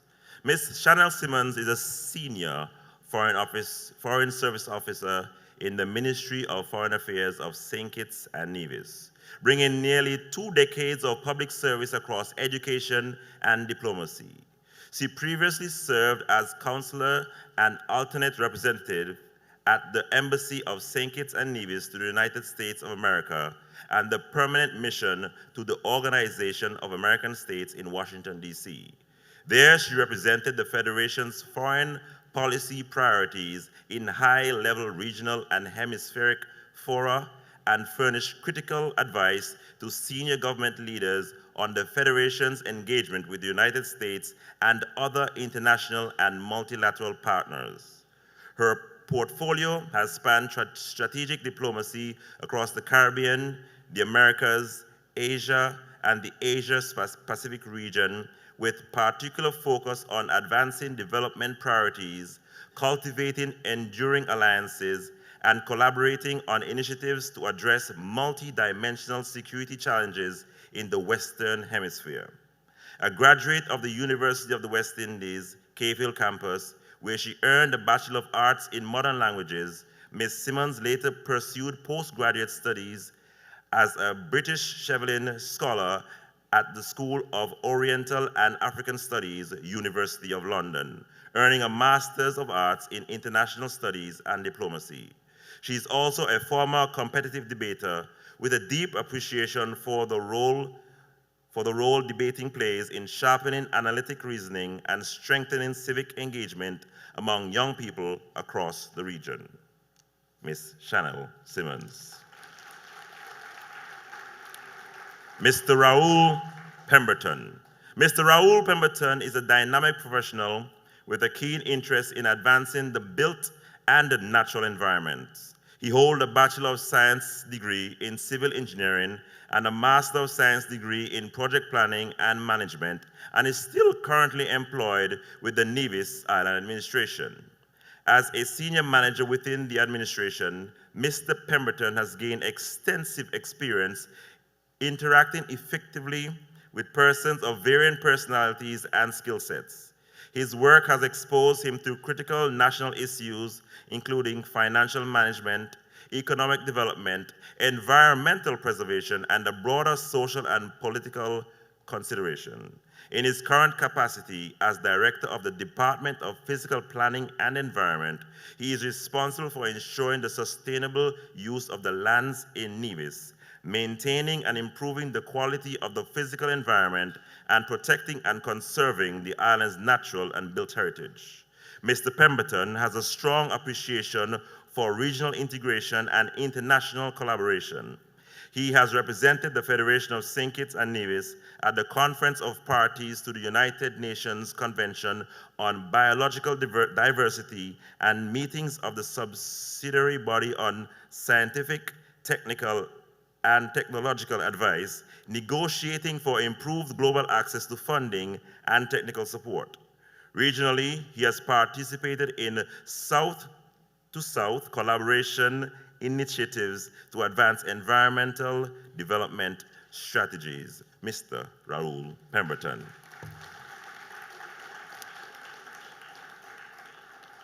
And Mr. Quincy Prentice. Mr. Quincy Prentice is a respected technology leader from Nevis who has made significant contributions to digital transformation within St. Kitts and Nevis and the wider Eastern Caribbean. He currently serves as Chief Information Officer of the St. Kitts, Nevis, Anguilla National Bank Group of Companies, where he provides strategic leadership in strengthening technological infrastructure, innovation, and digital banking services. Prior to joining the banking sector, Mr. Prentice dedicated approximately 15 years to public service with the Nevis Island Administration as Director of the Information Technology Department. In this role, he led initiatives aimed at modernizing government systems and enhancing the delivery of public services through effective use of technology. He holds a Bachelor of Science degree with honors in computer science from York University in Canada and a Master of Science degree with distinction in computer science from the University of Oxford in the United Kingdom. Regionally, he serves on the boards of the Eastern Caribbean Telecommunications Authority and the Nevis Electricity Company. Mr. Quincy Prentice. Our best speaker judges need no introduction. Miss Midge A. Morton and Miss Jasmine Dorr. Our auditor for this evening for this debate is PKF. PKF St. Kitts and Nevis is a locally owned audit and accounting firm operated in St. Kitts and Nevis and is a proud member of the PKF International, formerly Panel Kerr Foster. The firm's professionals bring strong credentials and practice expertise in accounting, external and internal audit, finance, AML, CFT, CPF, compliance, and advisory services. The representatives from PKF, St. Kitts and Nevis, tonight with us are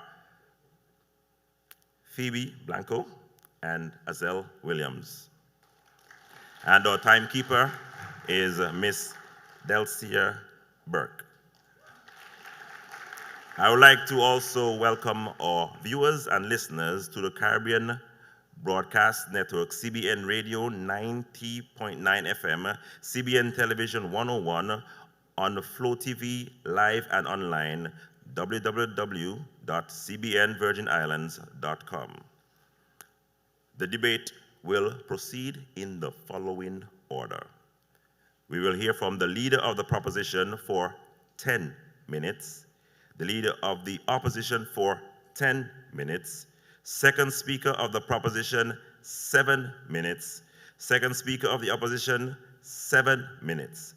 After the prepared speeches, there will be 5 minutes of silence or rebuttal preparation. The rebuttal speeches will then follow. Opposition's rebuttal, 5 minutes. Proposition's rebuttal, 5 minutes. The timekeeper will ring the bell 1 minute before time expires and again when the time has expired. Debaters are allowed 10 seconds grace period to conclude. We will now begin the debate. I invite the leader of the proposition. Wait a minute, I heard a phone go toot-toot-toot. Would you mind, please, with all due respect for our debaters, to put your devices on silent, airplane mode, or turn them off? I will give you 5 seconds. 3, 2, 1. Thank you very much. I invite the leaders of here we go. Where was I now? I was somewhere here. I lost my page. The moot. Give me 1 second. Okay, good. Let's go. Right. So I'll repeat the moot for you who didn't hear it. Regional integration should be prioritized over global alliances. Did you hear it? Yes. Right. I will now invite the leader of the proposition to present their case. Monique Harris.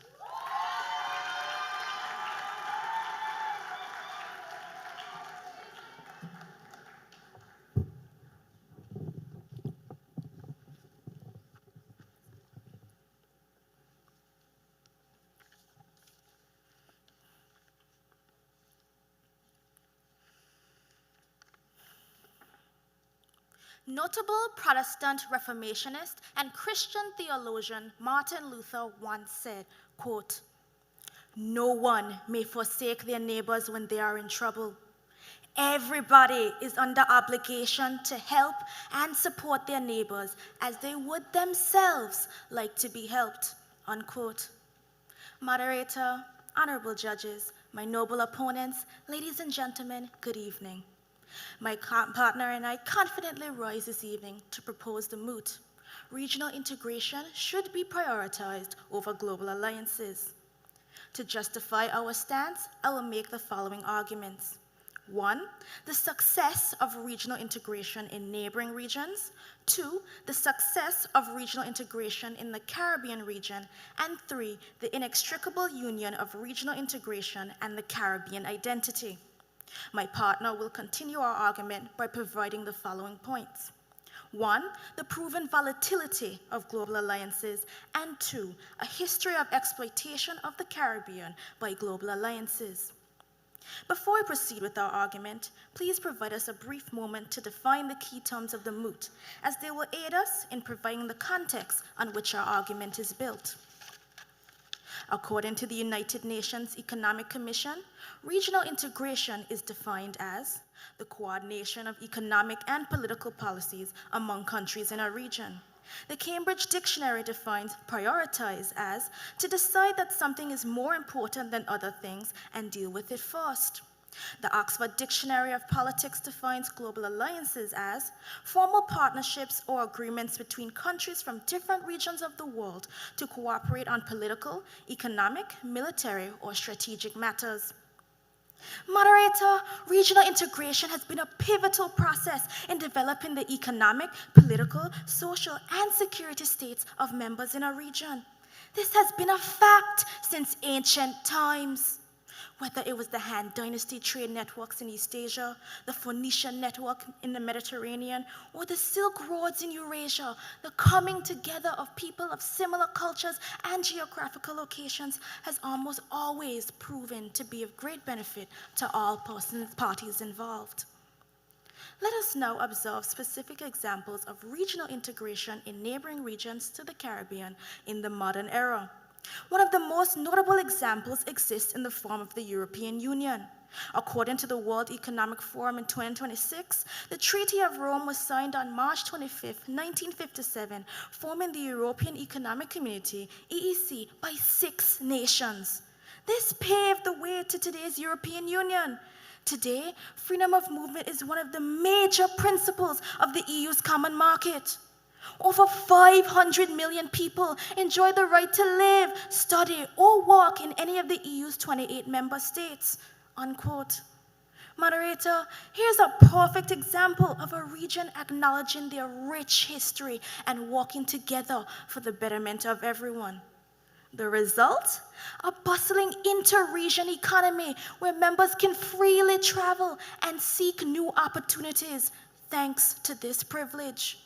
They didn't run to others across the globe for aid, but instead built upon their pre-existing communities through much collaboration.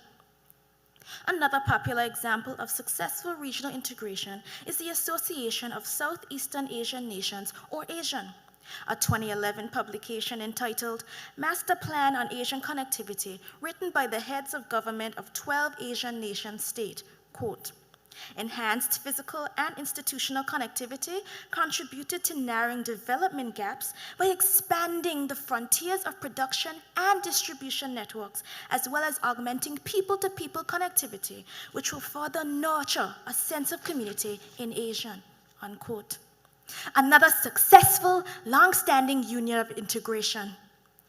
Moderator, there's nothing wrong with having friends across the water, but let me remind you, the moot uses the word prioritize. Why would any reasonable government leader dedicate more time, resources, and interest into relations with other regions than they do with their own neighbors? That's like going out and buying food for your friends while your siblings are at home starving. Friends are fine, but the home must be secure. Secondly, the idea of regional integration being instrumental to the success of a region is something the Caribbean has already proven in practice. One of the clearest examples of successful Caribbean integration is the Eastern Caribbean Currency Union, governed by the Eastern Caribbean Central Bank. The International Monetary Fund in 2025 comments on its success, noting, the Eastern Caribbean Currency Union has delivered low inflation, relative exchange rate stability, and a strong institutional framework despite the small size of its member states, unquote. Moderator, these qualities are the very foundations of economic independence, the crux of financial stability. What individual small states might struggle to achieve alone, they accomplish together. That is the power of integration. Here's another example. The Caribbean Community and Common Market, CARICOM, has been recognized internationally for its long-standing success as a bastion for regional integration in the Caribbean. The United Nations Development Program, in their 2025 academic publication entitled Resilient Human Development in Latin America and the Caribbean, stated, and I quote, the Caribbean Community, CARICOM, remains one of the world's longest-standing regional integration unions and has worked assiduously over the last 50 years to foster regional integration and cooperation, unquote. CARICOM itself reported in their 2023 statistical report that it has amassed $121 billion in GDP for a population of 19 million. Moderator, that is enough to rival some countries. Not to mention, many of these quotes are from international institutions that form many global alliances. They are looking at us and our integration and saying, good job. Is the opposition saying we would just roll over and show our bellies to them anyways? It is fine to have friends outside of the house, but the home must be secure. Finally, moderator, let's not pretend that regional integration is not at the very core of the Caribbean identity. While there exist several and varied individual histories of the islands and countries here, much emphasis and acknowledgement must be placed on the region's interconnected past and present. We see this in what many consider the most notable stronghold of academia in the region, the University of the West Indies. A 2023 publication from UWI Today entitled, From Colonial to Post-Colonial, a Unifying Force for the Caribbean. It states, and I quote, the original mission was to consider how tertiary education in the Caribbean should be guided and to facilitate collaboration with established British institutions. What began as a colonial project took only 14 years to morph into the post-colonial paradigm shift we know today as the University of the West Indies. Look at that, moderator. what could be considered a global alliance between the UK and the Caribbean, was an attempt to sustain a governance of colonization over we little people. But the regional integration of lecturers and students across the region was able to transform this institution into one that has aided the educational journey of tens of thousands of citizens. The University of the West Indies began as a tool of empire, but became a catalyst for Caribbean unity. And the examples go on and on. Caribbean citizens migrating to work on the Panama Canal in the 1880s. Carifta rallying all of our talented athletes and giving them a place to excel since the 1970s. Carifesta uniting our people through cultural songs, dances, and art for over 50 years. And yes, as far back as the formation of the West Indies Federation in 1958, because even though it failed, as the first formal attempt at political integration, it sparked a desire for regional integration that hasn't been quenched to this day. We learned from our mistakes and came back stronger. That's called being Caribbean. This is what it's all about, Moderator. Keeping our identity, securing the home. These are our countries. This is our region. And I would never care more about relationships with friends across the globe than my brothers and sisters next door. And neither should you. I thank you.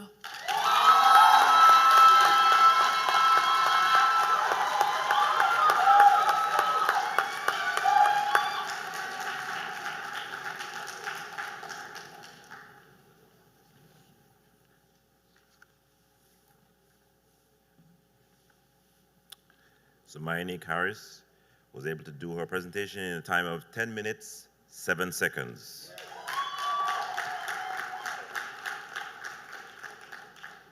I will now invite the leader of the opposition in 1 second. Yes, I still heard a phone. It went ding, ding. Can we please, out of respect for our debaters, make sure your devices are turned off. I will give you 7 seconds this time. 5, 4, 3, 2, 1. Yes, the 2 seconds are included in my speech, just so you know.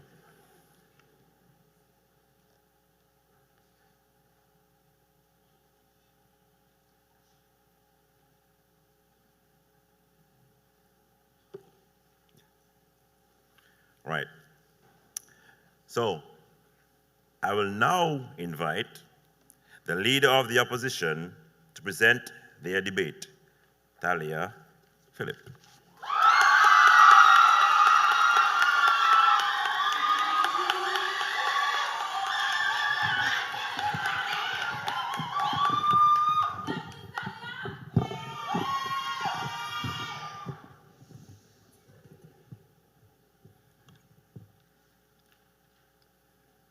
Moderator, distinguished adjudicators, opponents, colleague, listening audience, good evening.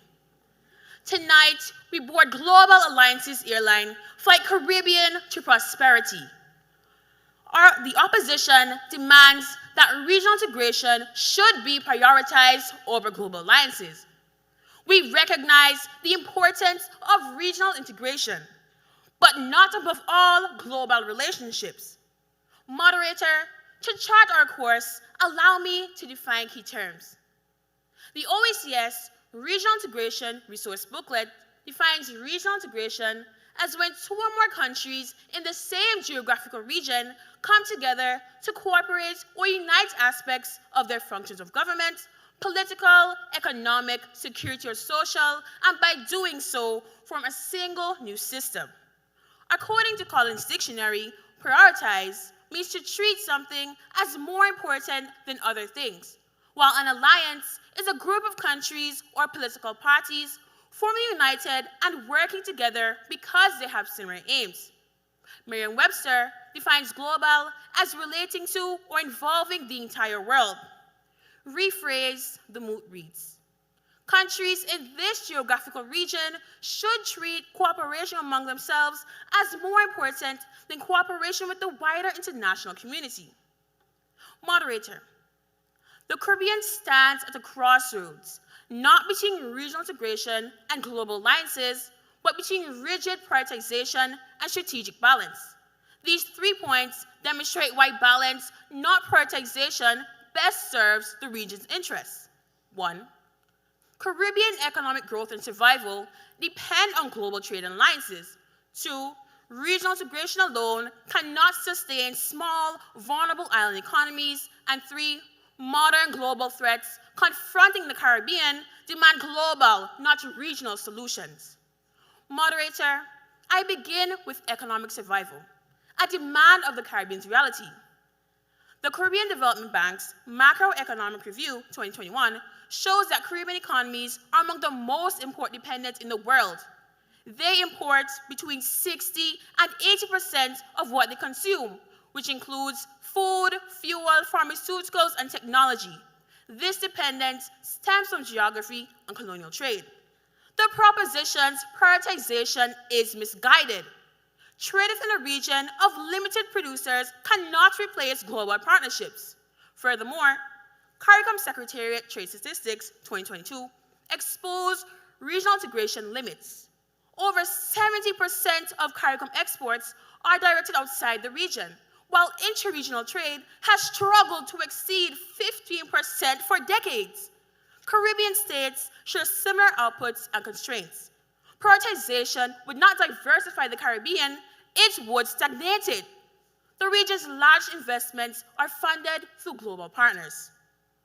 The World Bank's Caribbean Economic Update 2023 observes that Caribbean economic growth is driven by extra-regional engagement, including foreign direct investment, international tourism, and diaspora remittances. These flows from North America, Europe, and Asia form the backbone of Caribbean economic stability. Tourism proves this dependence. The World Tourism Organization's Tourism Barometer 2022 shows that international visitors drive Caribbean employment, revenue, and foreign exchange earnings. Regional tourists cannot match this. Moderator, should Caribbean leaders ask global partners to withhold their support for solidarity while our economies suffer? The World Bank's Migration and Development Brief 2022 shows that remittances sustain household consumption, education, and small businesses. Flows regional integration cannot match. Global alliances provide markets, supply chains, and capital the region cannot produce alone. Strategy is not sentiment, it is survival. The question is unavoidable. Does regional integration possess the capacity to replace global lifelines? The Caribbean's own history provides the answer. Since its establishment in 1973, CARICOM and later the OECS in 1981 has pursued deeper integration through shared institutions and even a common currency. Yet economic vulnerability remains a defining feature of the region. The International Monetary Fund 2023 classifies Caribbean developing states among the most economically vulnerable globally, citing limited diversification, high debt burdens, exposure to external shocks, and constrained fiscal space.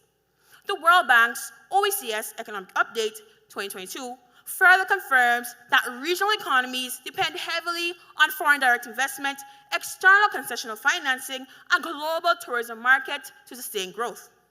Crucially, the IMF does not advocate regional isolation as a solution. It emphasizes global market access, international financing, and diversified external partnerships. As we say locally, one hand can't clap. Regional cooperation improves efficiency, but does not eliminate dependence on global alliances. Regional integration and global alliances must work in tandem to strengthen the region's economic resilience. Jamaica illustrates this as they turn not only to regional mechanisms, but to the IMF during periods of fiscal crisis. This choice reflects economic reality, not preference. Systemic shocks require the scale, liquidity, and technical capacity of global institutions. Regional integration alone cannot meet these demands. Haiti presents a sobering contrast. Chronic instability, intensified by natural disasters and political turmoil, demand sustained global engagement. The United Nations Haiti Humanitarian Needs Overview 2023 and the World Bank's Haiti Systematic Country Diagnostic affirm that regional integration alone cannot address crises of this magnitude. Moderator, regional integration aids coordination, but cannot finance transformation or withstand crises like climate change, pandemics, crime, and cyber threats. The UN's Development Program 2021 shows that small island states emit less than 1% of global greenhouse gas emissions, yet face the more severe climate impacts. As hurricanes grow stronger and seas rise higher, survival is not sustained by regional goodwill alone.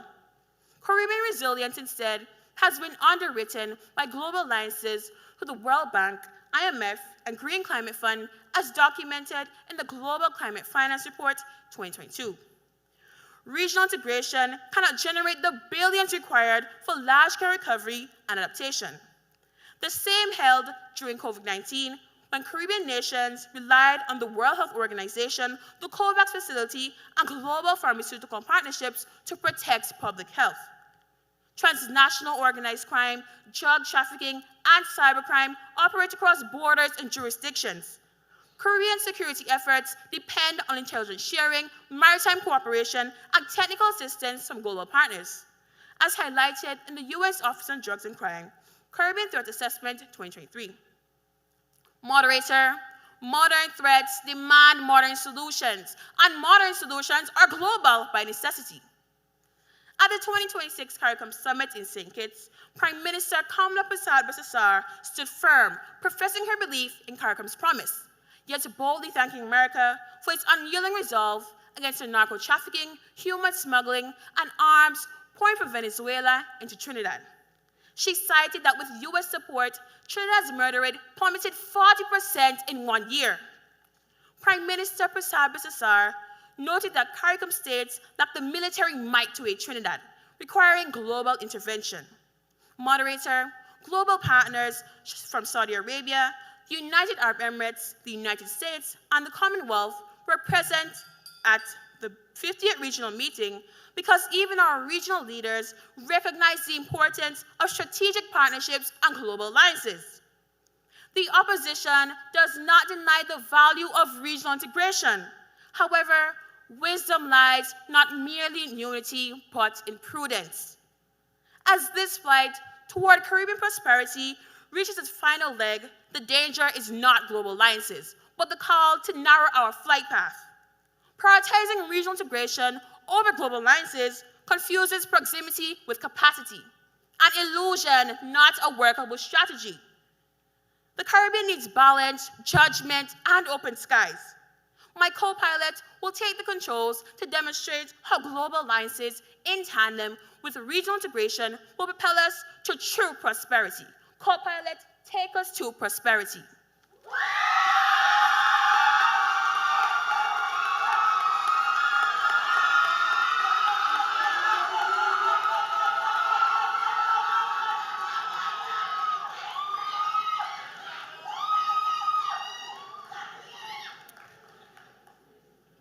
There we had the first speaker of the opposition, or the leader of the opposition, in a time of 9 minutes, 59 seconds.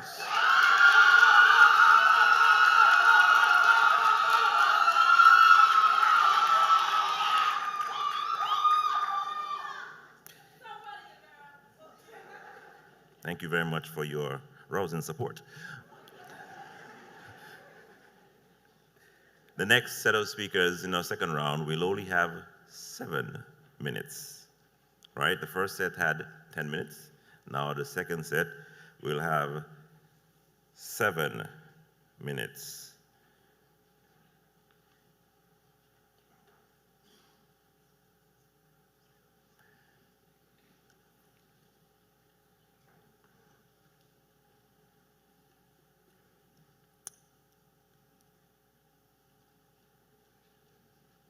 I will give the judges time to record their scores.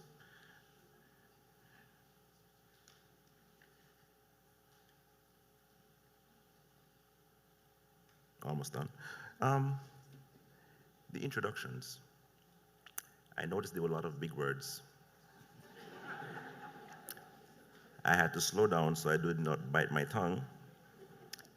And when I was done, I had to drink almost a bottle of water.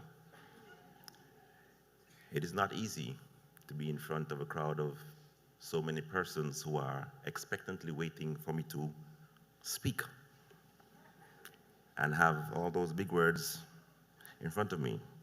But I must say, for one of my first experiences at the debate, this is exceptional. I'm having fun. I'm actually having fun. So I want to give yourselves a round of applause, everyone. And for all the students who've participated so far, I think you have done an awesome job. Trust me, an awesome job. You've done better than me in my years. And now, to business. I would like to invite the second speaker of the proposition, Jamal Hodge.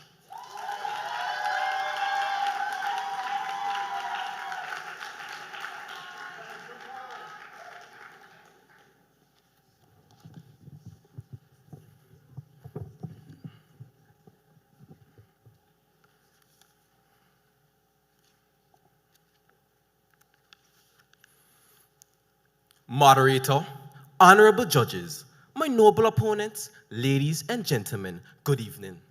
I confidently rise this evening to continue proposing the moot. Regional integration should be prioritized over global alliances. My partner already established by portraying the following points. 1, the success of regional integration in neighboring regions. 2, the success of regional integration in the Caribbean region. And 3, the inextricable union of regional integration and the Caribbean identity. I will further bolster our argument by expounding on the following. 1, the proven volatility of global alliances. And 2, a history of exploitation of the Caribbean by global alliances. Moderator, to put our trust in global alliances, especially over regional integration, is not a small misstep. Rather, it would be a severe and fatal lapse in judgment. The only thing consistent in global alliances is inconsistency and incompetence. The same reason why so many have failed. Let us observe some examples. The official website for the International Monetary Fund documents the existence of the Bretton Woods system. This system came into being to, quote, create a fixed exchange rate system and to stabilize the global economy, unquote. It did see some success, creating the IMF and being responsible for the formation of the World Bank. However, the IMF, the very institution it conceived, notes that it collapsed in 1971. Countries abandoned the US dollar-based system and, quote, it failed to stabilize global currencies long-term. Global economic cooperation broke down under competing national interests, unquote. Hold your pockets tight, moderator. You can't even trust these people with your money. This is the kind of alliance that my noble opponents are suggesting we hold over regional integration. Here's one more, and perhaps the most laughable. The official online page for the United Nations provides insight into the once notable League of Nations. The League of Nations was the first intergovernmental organization established to promote international cooperation and to achieve international peace and security. It is often referred to as the predecessor of the United Nations, unquote. Moderator, this alliance was created as a reactionary measure to World War I to ensure something like that would never happen again. Well, this piece also notes that the League failed to stop Japan's invasion of Manchuria, failed to prevent Italy's invasion of Ethiopia, failed to prevent Nazi Germany's expansion, and it failed to prevent World War 2. That was your one job. Moderator, forgive me, but I could not prioritize the volatile, manipulative, and ineffective realm of global alliances over the culturally similar, amicable relations with my next door neighbors. And if you're tempted to, here's another reason why you should not. Moderator, we don't need to speculate about the risk global alliances pose to the Caribbean. Foreign powers have been exploiting us for years. A documentation of the history of the Caribbean banana exports, published by 3 financial scholars, entitled "The Macroeconomic Impact of Trade Preference Erosion," states, quote, "The banana industry of the Caribbean has enjoyed significant trade preferences for several decades. Reforms to the European Union's banana regime over the last 15 years have engendered an erosion of trade preferences, which has had catastrophic economic and social effects, especially on Windward Islands," unquote. The document states in a later chapter that policies were relaxed in EU, allowing trade to be easier and more profitable within the region. Look at that, moderator. They prioritized their regional integration of our global alliance with us. Moderator, the examples are numerous and very telling. The official site of the World Health Organization documents the formation of COVAX. Quote, "COVAX is a global initiative led by WHO to ensure equitable access to COVID-19 vaccines for all countries, operated from 2020 through 2023. It worked to ensure vaccines were available to lower-income countries, not just those with high purchasing power," unquote. This seems like a very righteous and noble effort put forth by the WHO and its partners, right? However, the same organization in 2021 documents how, quote, "Richer nations signed bilateral deals that delayed COVAX deliveries, illustrating unequal access. There exist disparities in access between powerful and small states," unquote. But moderator, they just promised a year earlier to do the exact opposite. They failed so many desperate countries that put their trust in them, including those here in the Caribbean.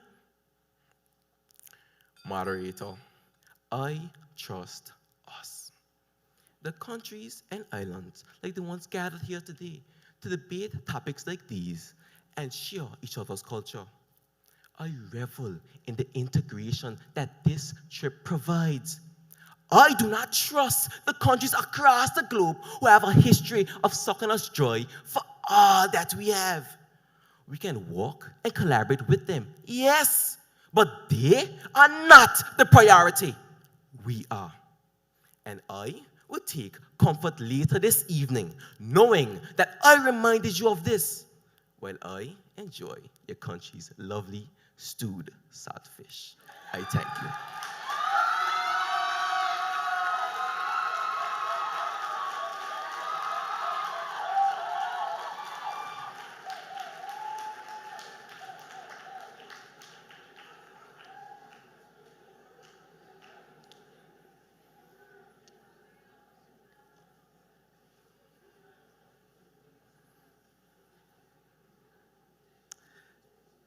The second speaker, Mr. Jamal Hodge. Jamoy. Like the fruit, okay. Jamoy Hodge did it in a time of 6 minutes, 46 seconds.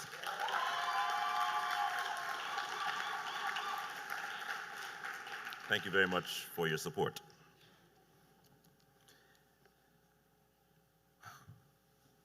So much I want to say, but I'll wait until after.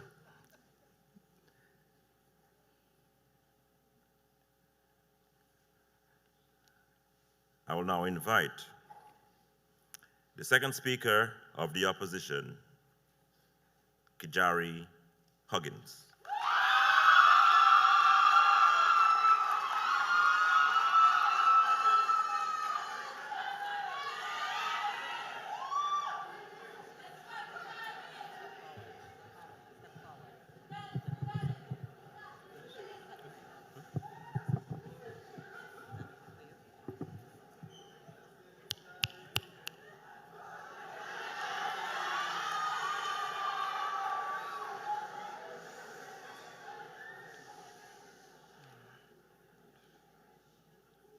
Moderator, esteemed judges, opponents, colleague, audience, good evening. My colleague has clearly demonstrated that global alliances are economically indispensable to the Caribbean survival, and that regional integration, while valuable, lacks the capacity to replace them. As Global Alliances airline, Flight Caribbean to Prosperity, prepares for its final approach, I rise to extend our argument by examining development, innovation, and knowledge, the very instruments through which small states secure their future. Moderator, I advance two contentions. One, global alliances drive innovation, knowledge transfer, and human capital development in ways regional integration alone cannot.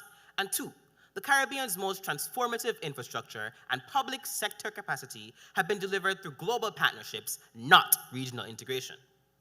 Moderator, innovation does not flourish in isolation, but in networks of training and research institutions that are overwhelmingly global in scale.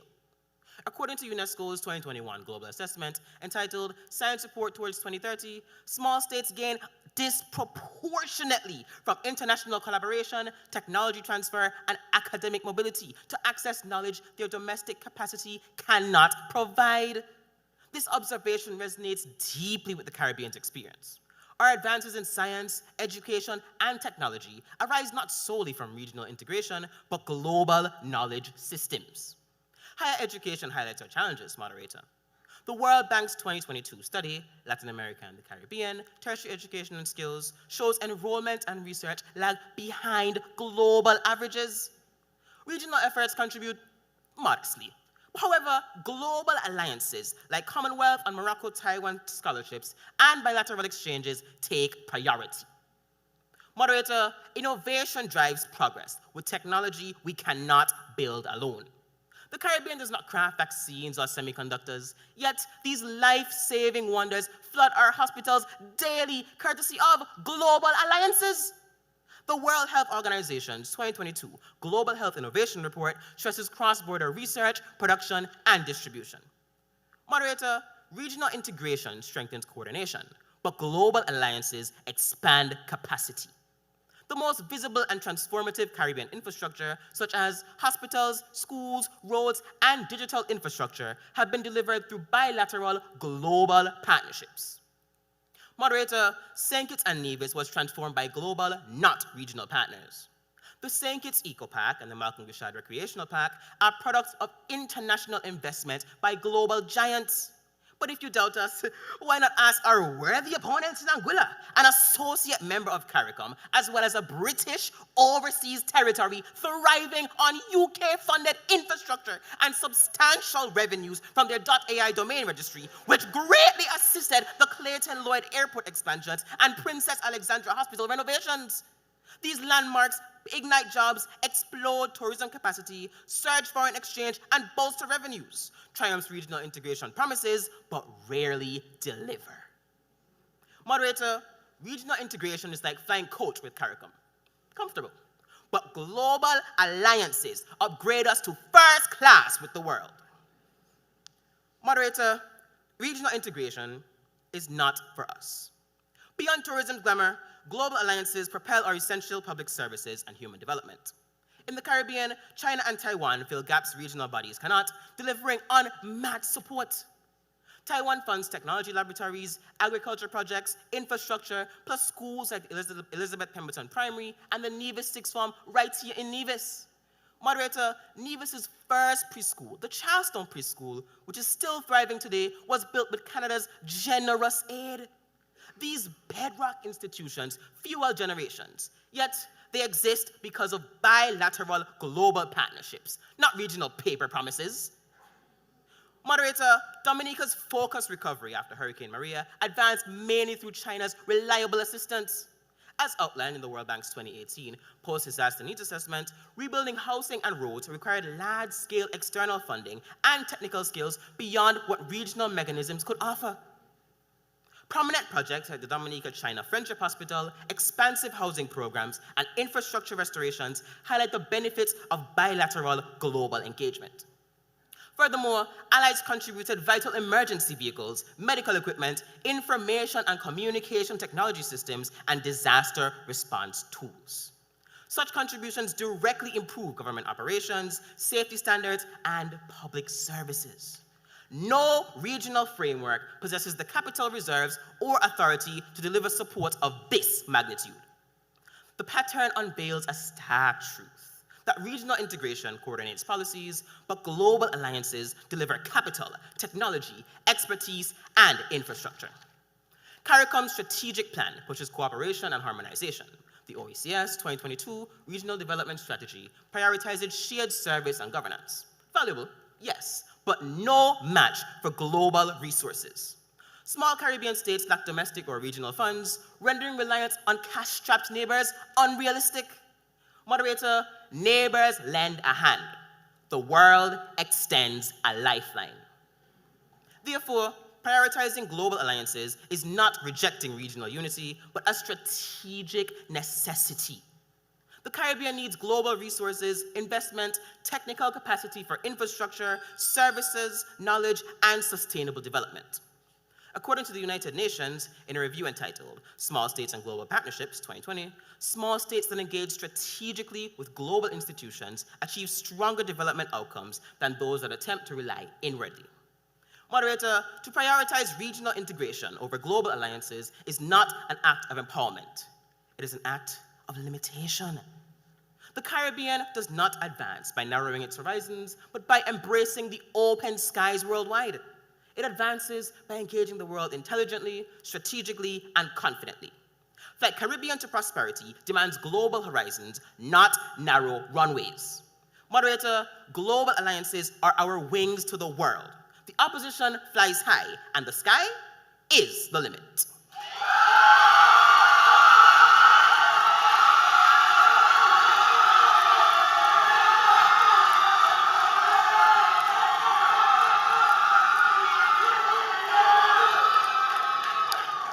Thank you very much.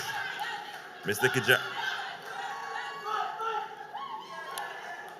Thank you very much.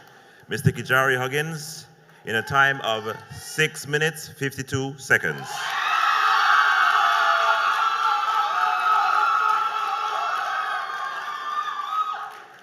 Ladies and gentlemen, we have now concluded the prepared presentations.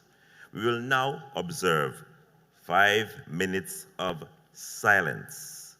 This silence is to allow the teams to prepare their rebuttals. At this point, I would encourage the audience to limit your movement, to observe the silence. The 5 minutes begins now.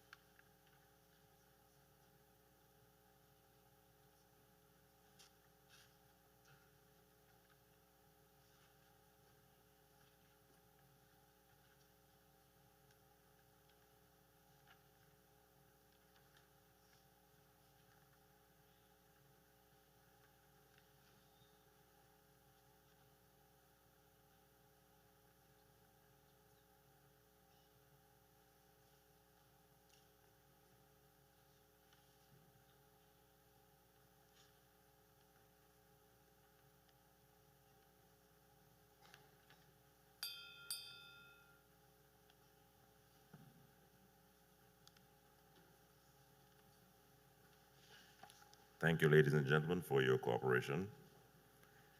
We will now proceed to the rebuttals. I invite the leader of the opposition to deliver the rebuttal, Talia Philip.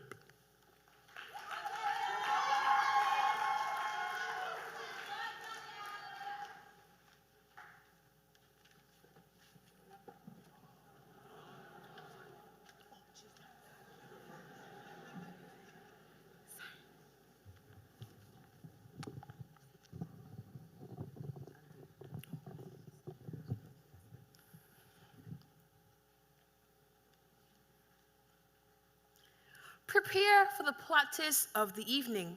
Team Anguilla preaches regional integration while thriving as a British overseas territory through one of the most powerful global alliances imaginable, a constitutional relationship with the United Kingdom. Moderator, distinguished adjudicators, opponents, colleague, listening audience, good evening once again.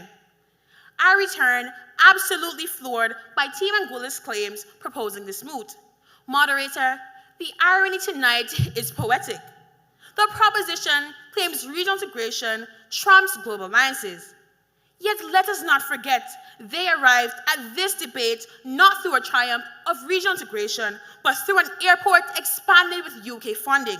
Moderator, but wait, there's more.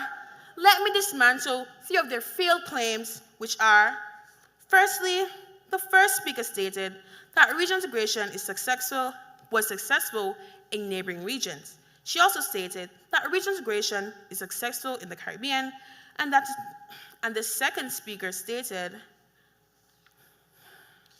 that the proven mortality of global alliances and the history of exploitation of global alliances. Firstly, the first speaker of the proposition stated that regional integration has had success in the Caribbean through institutions such as the ECCB and CARICOM. Yes, as we have stated, we do not deny the value of regional integration. However, despite the long-standing presence of these institutions, economic vulnerability remains a defining feature of the region. External shocks require the scale, liquidity, and technical capacity of global institutions. Moderator, despite the value of these institutions, they cannot replace the advantages of global alliances. Secondly, the second speaker of the proposition stated that the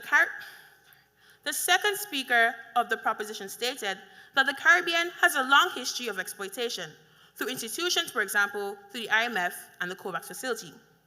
They stated that during COVID-19, the COVAX facility admitted to disparities between the Caribbean and larger countries. Moderator, we have never said that global alliances or global entities have always been honest.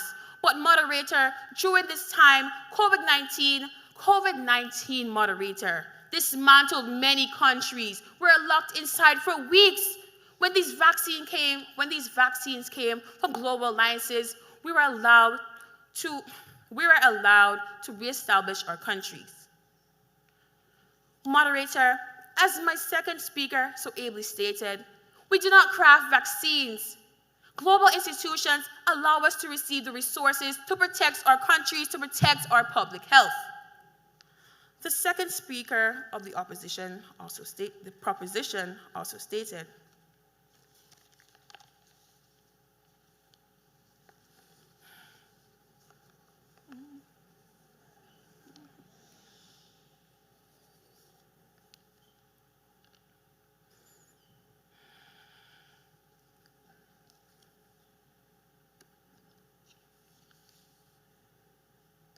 Moderator, the second speaker of the opposition also stated that global alliances are incompetent. But moderator, these global alliances fuel industries in the Caribbean through technology, education, and our governments. Global alliances have given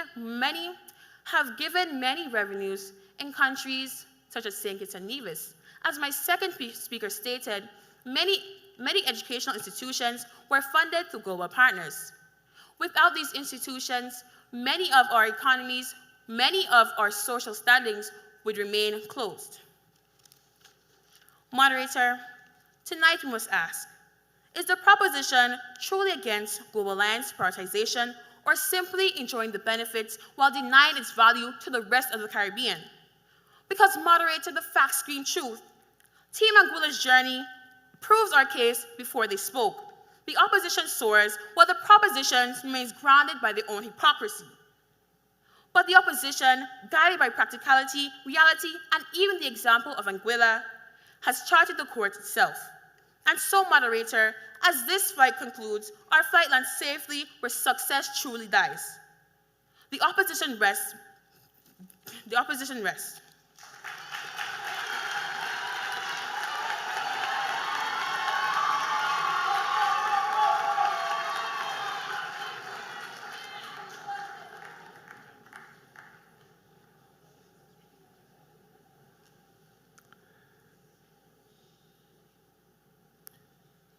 In a time of 4 minutes, 51 seconds, the opposition, Talia Philip.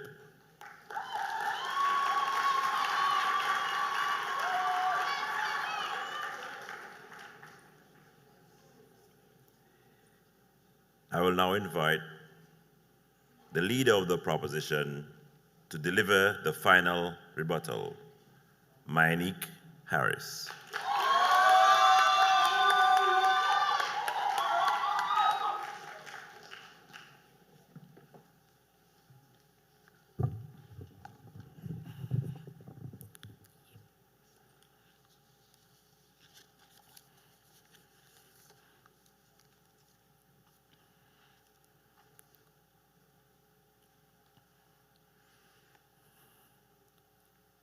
The UAE Debate Tournament, the NDSA Springboard Series, the IDC Championship Tourney.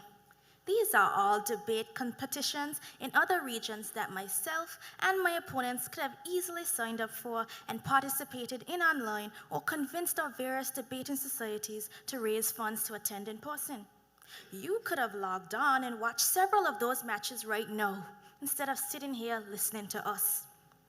Do you know why none of us committed to this peculiar hypothetical?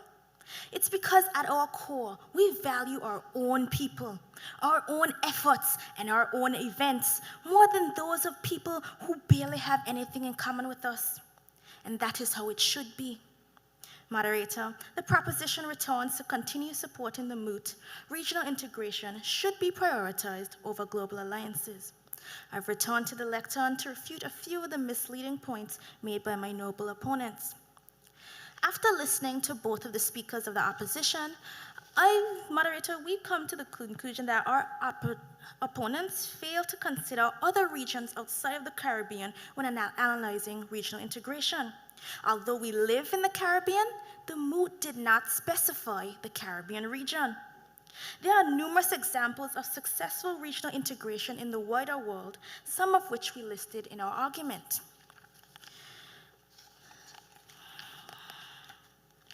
The first speaker said that global relationships have more importance than regional integration. Moderator, the exact opposite is true. Small states gain influence when they act collectively. A single Caribbean nation negotiating alone has very little influence. But when the region acts together through CARICOM, it becomes a powerful diplomatic bloc. Integration allows us to stand as one voice, and a very loud one at that.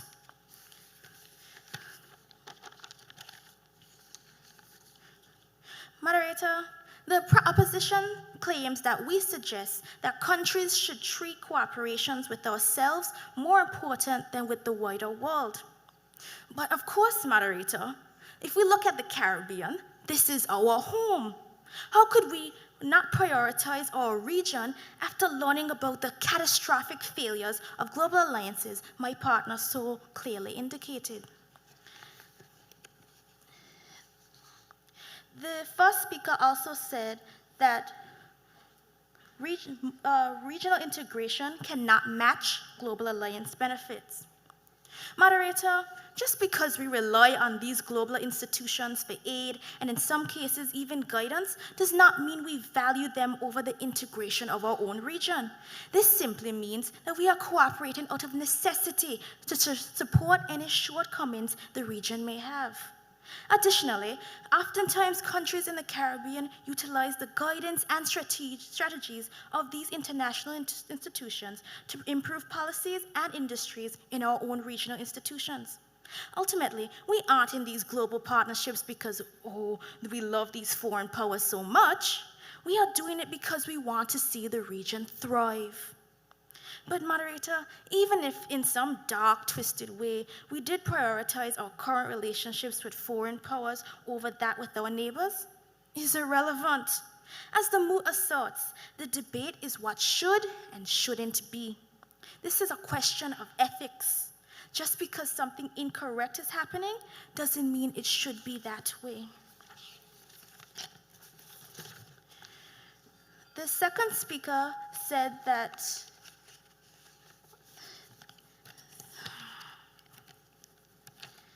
small states remain with global alliances to achieve strong achievements.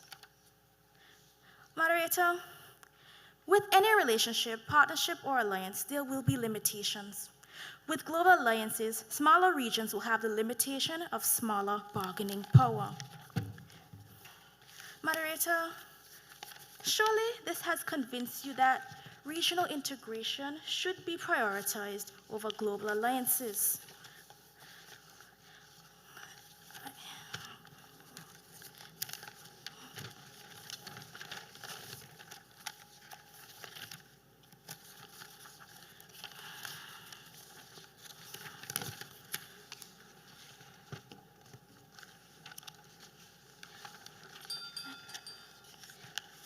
I thank you.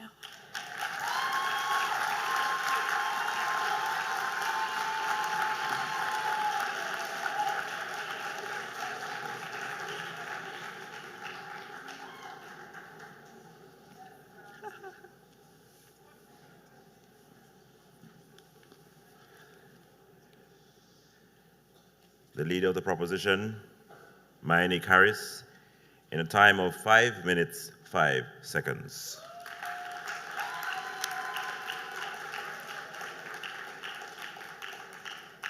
To my audience, give our debaters a round of applause, please.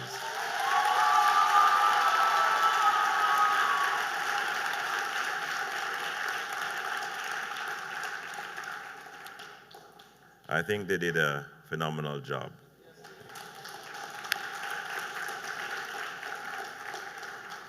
Now, this concludes our debate presentations. The adjudicators will now retire to deliberate. Their deliberation should take in bold no longer than 15 minutes. During this time, I will engage you, my audience, in a brief, there's no bold there, discussion about tonight's moot. So I'll ask the adjudicators and all the adjudicators to exit to the deliberation location along with the auditors.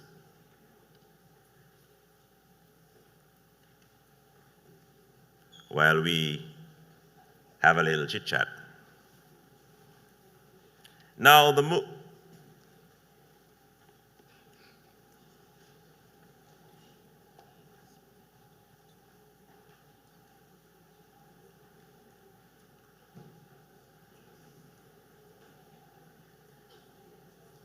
Now the moot. Oh, hold it again. Okay, hold it on.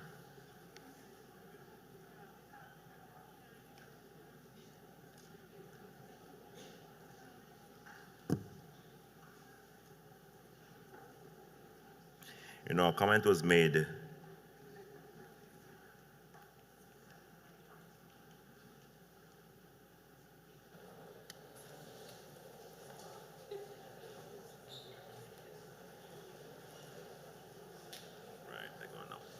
Right.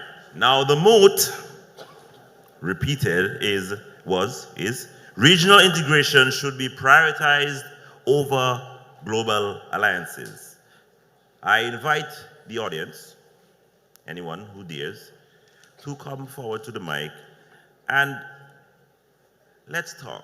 What do you think about this? Which is the lesser evil? Regional integration or global alliances? Do we need them? Do we not need them?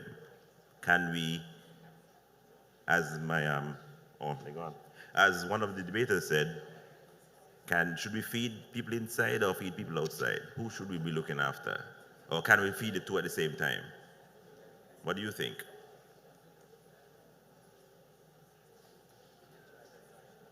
No takers? I mean, how much does it affect the Caribbean? Let's think about all the externally supported projects that our Caribbean has benefited from. Or, conversely, let's look at how working together as a Caribbean nation, as a Caribbean, helps us rather than hurts us.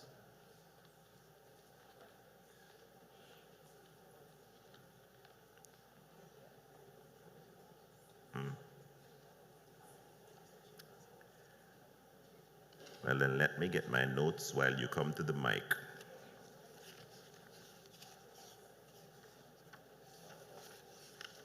Oopsie daisy. So I took a little bit of notes while I was there sitting down, and I recognized that all over the world, there are what you call alliances or groups of countries working together, whether it's for economic or for benefits otherwise. Because in simple terms, people need people. But how much people do you need?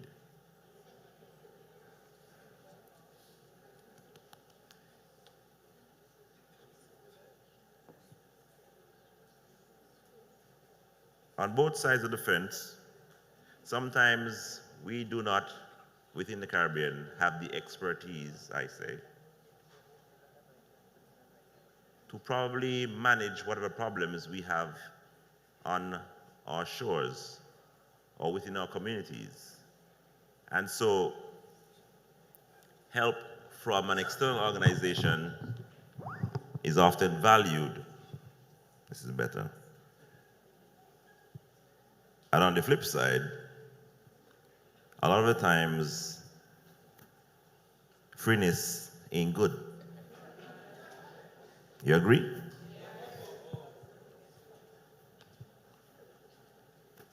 But then, do we have a choice in some instances but to accept it? Or what the freeness comes with? Consider, if you will, you're back, hello. A small territory that is unable to get a sustainable idea or project going. Think about our small countries. Fishing may be a good idea.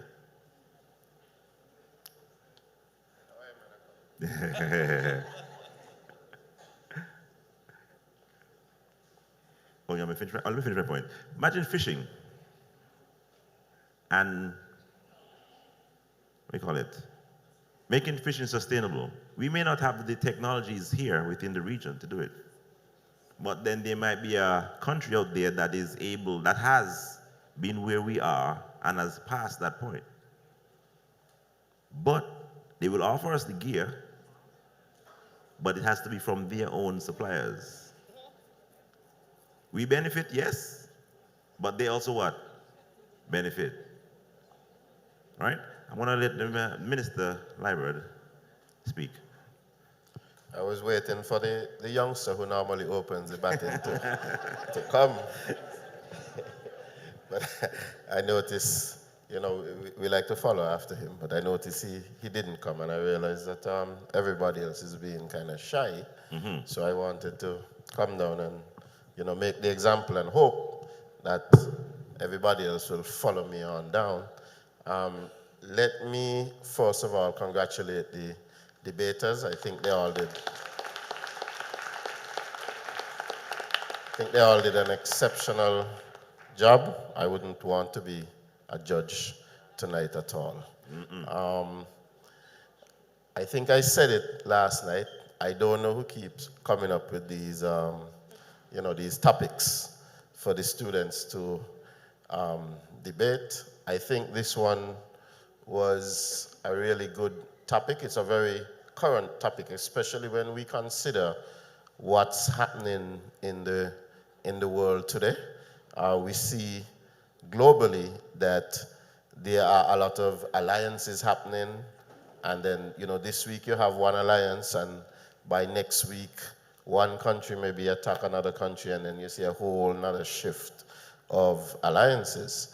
And following the recent CARICOM meetings that we had just here on St. Kitts, and some of the drama that we saw at the CARICOM meetings. Sometimes these meetings of the heads of government, they normally go really orderly and so on. But this one in particular, we saw a little bit of drama. So I think that the topic tonight was something very relevant to what's happening in the region. And I think both teams did a really good job, in researching and executing on the topic. I liked what I think one of the speakers for Anguilla said, that the topic didn't limit you only to the Caribbean, that you could look at areas such as the European Union and so on. And, I thought there was an opportunity to bring up something like Brexit, and England's withdrawal, or the UK's withdrawal from the European Union.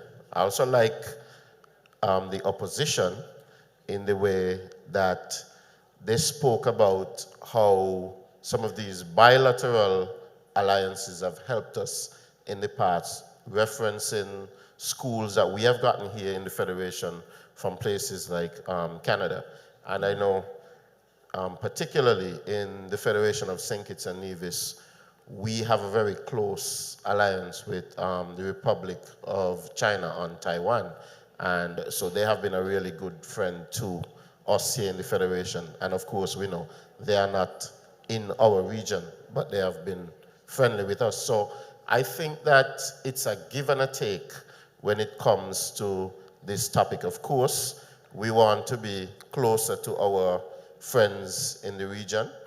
Somehow I think we need to find a way to fix the flights, the transportation, taxes that relate to transportation, because definitely transportation, flying from one Caribbean country to the next is way too expensive and way too difficult. It's easier to go to Miami than to fly to Trinidad. So that should definitely not be the case. And so the challenge should be there for the heads of governments to make something happen on that front. So I think it was a really good topic. It's something that we should continue to talk about. And I welcome everybody else from the audience to come down and let's make the discussion robust. Yes. All right, thank you very much, Mr. Leeward. You coming now?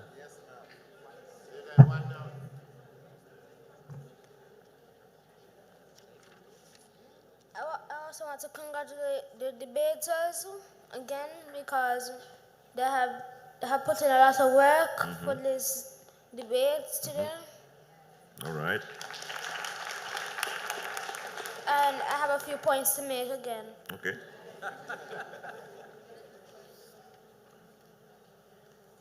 I agree with the moot. This is because usually a region would have close to, like they would have close to the same history and they would be close together. So it would make it easier for them to work together. Okay. And so, and with global alliances, is harder to meet up together. It takes more time, and usually they don't last long. Very good. Thank you very much for that submission. And I have a thought. So let's say we have a global alliance. Yeah. And like Circuits and America. And then while they're coming to us, they bring the military on the boat and they take over our country.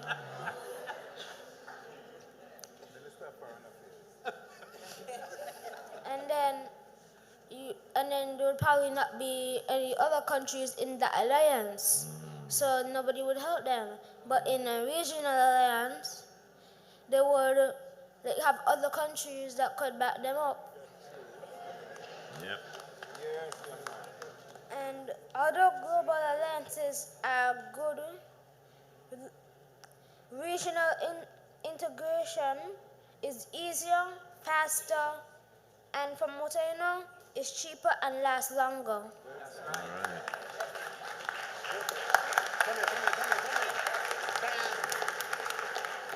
Sound words. Sound words. He has a lot of latent, is the word I would like to use, potential within him.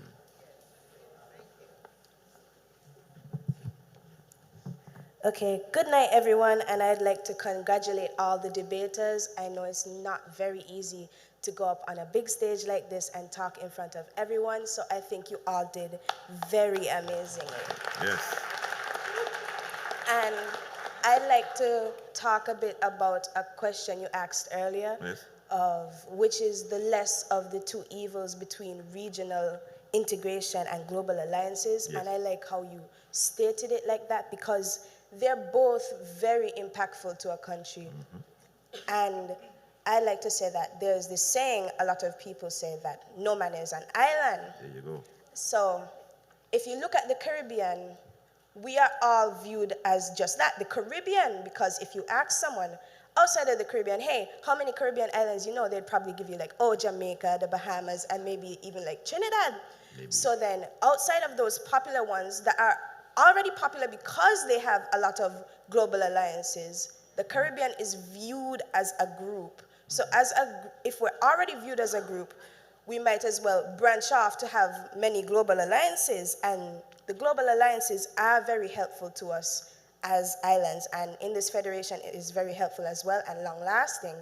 And in the long-lasting department, there's like many community centers around the island that were built with the help of Japan that have been around since like 2010, 2011. So those have been there since around the time that I was born. So you can show that the help of global alliances are very long lasting. And then on a more recent scale, there's the ICDF, which is helping with like waste management and the new recycling protocols, and they're even implementing Mandarin classes in like many different high schools and primary schools around the islands. So the global alliances really do help the Federation and the Caribbean as a whole. So if we're already being viewed as just the Caribbean, we should branch out and get more global alliances instead of just being like, hey, let's focus on regional integration. Because while you can lend a helping hand to your neighbors in the Caribbean, if you build yourself up with the global alliances, then you can lend more than a hand, or maybe two hands and a head, in a sense. So yes, that's all I had to say. All right, thank you very much. Thank you for your submission. Thank you very much for your submission.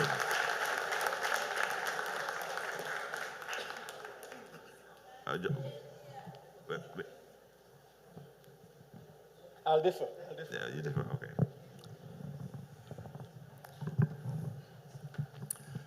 Good evening, ladies and gentlemen. Good evening, sir.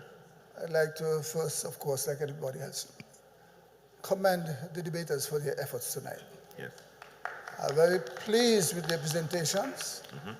As I stand here, I truly have no preference. Nonetheless, I like several people in here. I'm old enough to remember the West Indies Federation. It was formed in 1958 or 59, thereabout. And I'm not here blaming any particular country, but I recall, I just gone to high school when there was an election in Jamaica. The Federation was supported by Norman Manley. And his opponent, Alexander Bustamante, paraded around Trinidad with Jamaica, with a placard showing one big hog and 10 little pigs. And his contention was, his campaign line was, if we integrate, all these 10 pigs are going to suck from Jamaica. But guess what, brethren? I've been around in a couple of countries, and I'm yet to find a country where there's not a Jamaican looking for a living. No disrespect, please. No disrespect, all right? Now remember, we all came here proverbially on the same boat, made different stops, okay? And there are forces out there gloating in the fact that they could keep us divided. Now, when I look at the Caribbean area, we have 13 countries, 13 governments, 13 administrations, 13 prime ministers, and on and on and on. I make the comparison with the Philippines. Has over 150 islands. They have one government.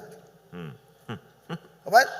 Look at what it's costing us per capita to run these 13 governments, as opposed to the Philippines, who have the 150 islands and they have one government. It is hurting us.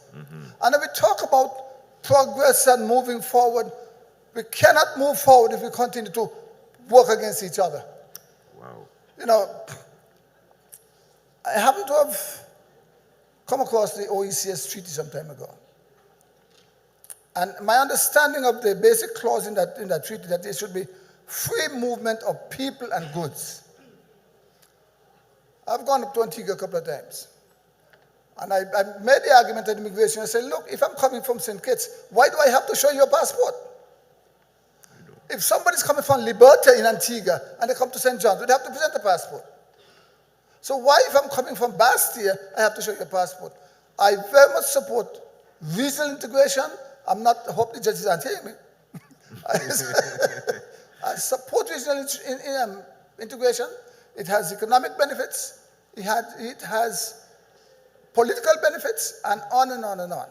So yes, I stand to support the idea that the region needs to unite under one leadership, whether we like it or not. Under one leader. I recall in the Federation, our esteemed leader, Robert Llewellyn Blatcher, who was now gone to his grave, was the Minister of Finance in Federation. And then go down to Trinidad, I recall Dr. Eric Williams, in his book, Capitalism and Slavery, made a statement. After Jamaica left, his political mathematics said 1 from 10 leaves 0. All right. Thank you. There goes Federation and our unity. Thank you. Thank you very much for your submission, Mr. Tyrrell. Yeah, good evening. Good evening. Let me also congratulate the debaters. I think that they did a wonderful job as well. Yes. Having to stand and present themselves in front of everybody. I'm just going to add basically to what has been said before with a little different spin. I think that regional integration is important. Yes. I think global alliances are also important. Correct. I think what needs to happen, or what has happened, or what I know historically has happened, is that the region, however, does not always negotiate together.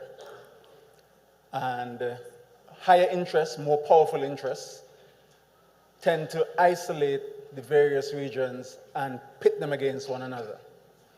So I think even so, to have global alliances, you need to have regional integration. You have a stronger position when you have regional integration rather than going one-one. This one comes one, this one comes. Or if you have divided positions, as Troy was mentioning, the minister was mentioning about what's happening with Ms. Bissard Pisesa and what was happening in St. Kitts. She was obviously having a different relationship or a different connection, if you will, with global alliances than other persons in the region. And of course, that is hurting, to me, the connectivity that the region has. So I think we have to be mindful of the point that was made. Global alliances, they seek to extract from us. Yes. It has always been the case, from ever since slavery. That is how it has been. They seek, there's a statement by somebody that wrote a book, I don't remember what the book is, but they said nations don't have friends, they have interests. So everything that a nation does, every alliance they seek to make, they're not necessarily interested in helping you. They're interested in something that they want to achieve. I was actually watching a documentary yesterday. There's this little island, little nation in Africa. I never heard about it. I can't remember the name of it now. I can't even remember. That's how much I didn't know it. But you all know about what's happening at the Strait of Hormuz right now, if you're reading the news. But there's another area that's another choke, could be another choke point as well. And this particular nation in Africa, they don't have any resources, any land resources, but their location makes them a strategic point of interest for larger nations. And so they have bases there from the United States, from Japan, from China, all because those nations want to protect their interests that are flowing through that region. So again, to me, we need to have regional integration if you want to relate to the globe more effectively. The stronger you are, the more you can actually speak to power. So, those are my thoughts. All right, thank you very much for your submission. You have any submission? Okay. Good night. Good night. I think that this topic is a very interesting topic, and I think I have a different opinion from many that may be in here. I like to see myself as a realistic person, and I think that it is very unrealistic for regions, specifically the Caribbean, to attempt to be quote-unquote independent or be united and not prioritize foreign countries. Quite simply, we don't have much to offer each other. We are worried about ourselves, getting ourselves stable. I find that a lot of the investment that we get from other countries, a lot of the development we have in our islands are from foreign powers. Yeah. No, those interests aren't because they like us or because they think we're cool. It's because they need small countries that they can basically buy to support them. They need us in the UN to vote for whatever they're trying to get. They need us to give them something in return. But not trying to call any country, but any random country like Barbados. What can they offer St. Kitts and Nevis that would be of monetary benefit or that would drastically increase the livelihood of the people here? Instead of a country like Taiwan that's giving us millions of dollars, giving us ambulances, giving us buildings, giving us things that we can actually actively use and actively benefit from. You might talk about, cultural integration, all that stuff, but that stuff isn't material. Currently in the Caribbean, we need better hospitals, we need actively better things, better schools. We need dozens of things that quite simply we can't give to other people and they can't give to us. So I know it sounds fun, it sounds cool to say, oh, let's unite and let's be, one country and all this stuff. No offense to anyone who might believe that, but it's just not realistic. We can't survive that way. That's not how we flourish. That's not a realistic way to go about trying to develop a country. You have to go to places and go to people, even if you may not like. We may not like the US, we may not like Canada, we may not like China, but they can give us things in return, obviously, for diplomatic support and stuff, but they can give us things that we simply can't get anywhere else. All right. Thank you very much for your submission. Wow. So much to unpack.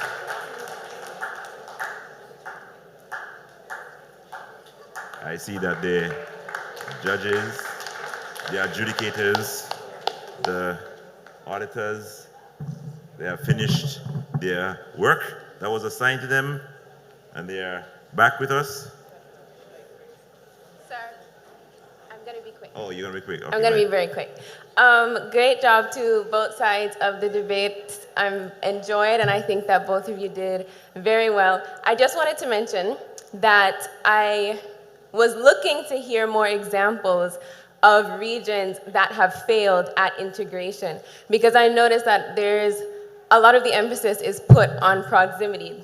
That boy who just spoke just now is my brother. And we live in close proximity in the same house, and half the time we can't see eye to eye. So proximity doesn't prove that we would be able to cooperate. You look at examples like Russia and Ukraine, or you look at Taiwan and China, you look in Africa, and you see that just because you're close together doesn't mean that you would be able to. That's all I wanted to say. Thank you. Thank you very much for your submission. I think the biggest thing that I've heard come back around is infrastructure between the region, making us a single unit that can negotiate for more. We have more power when we work together because we are too small to be so small. If you get it, we're too small to be so small, right? I'm going to bring the judges now because it's time for us to go. So, ladies and gentlemen, the adjudicators have now returned. We will now proceed to the judges' remarks. I now invite the chief best speaker adjudicator to provide a brief critique. After that, we will have the chief prepared presentation judge provide comments. Thank you very much.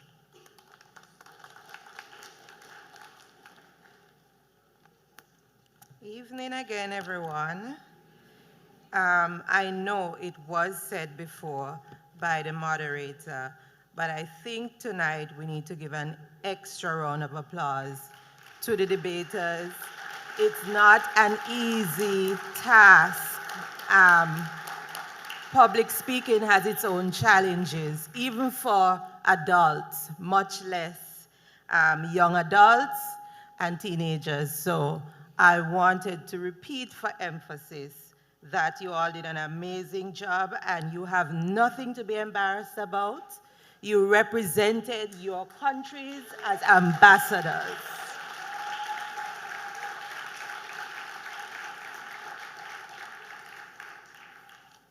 Now, as you know, and as I have said a few times now, we are not, as special judges, we are not focused on rebuttals and/or content, but we are limited in our deliberations on the prepared speeches.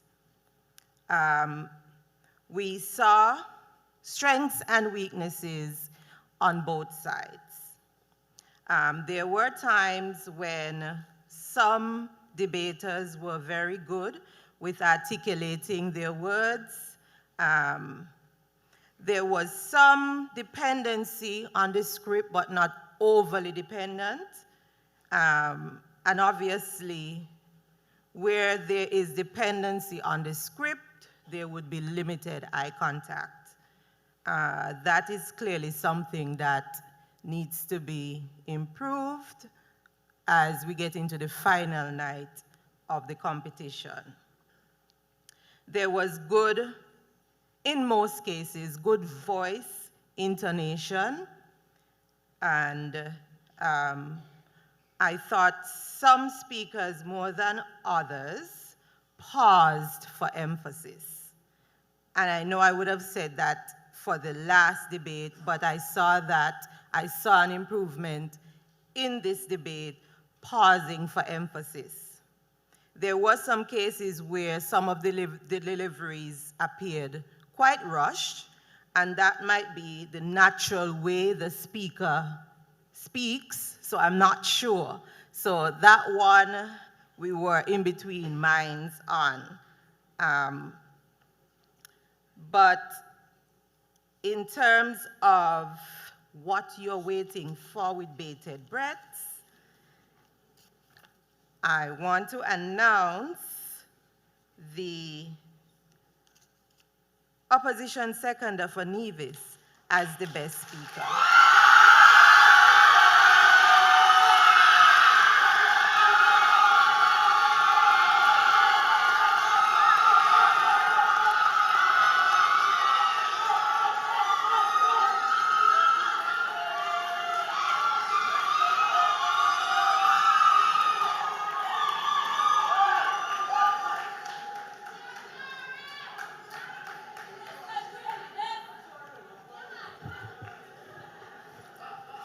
In the words of my good boss, simmer down, simmer down. Ladies and gentlemen, good evening. What a wonderful evening it has been as we have once again witnessed an exciting evening of intellectually stimulating exchanges, and it tells me that the future of our region is more bright than we even think. It is also demonstrative of the fact that the Leeward Islands debating competition continues to play a pivotal role in cultivating the analytical minds in our region and cultivating our regional leaders. So we want to encourage all of our debaters as you continue in your future endeavors, as well as to congratulate all the teams. So let us put our hands together for both teams this evening, who did a wonderful job at tackling this topic. Now, you know, for me, I was really interested in this one, naturally because of my job. Regional integration should be prioritized over global alliances. I received a message today, and we were encouraged for positive critiques only. And so therefore, I would like to say, the debate showcased thoughtful analysis and the strategic framing of the motion. We were particularly appreciative of the fact that the debaters did not restrict themselves within the Caribbean region. One side actually looked more broadly and gave a broader perspective of regional integration movements, namely ASEAN, EU, and so we commend them for that. We also, give them a round of applause, please.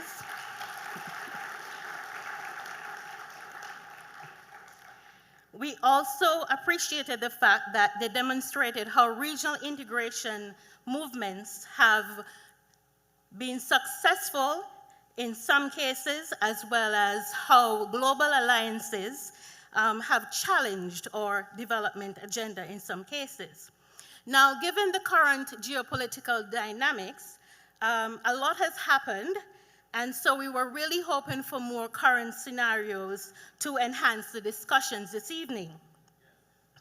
And so what would have certainly benefited the teams, and this also spills over to the rebuttals, more than scholarly articles and referencing the journals, CARICOM websites and so forth, regional websites, IMF, etc., is a conversation with, say, CARICOM chair, the Honorable Prime Minister Terence Drew, Mia Motley. These people, these leaders, they're very easy to talk to.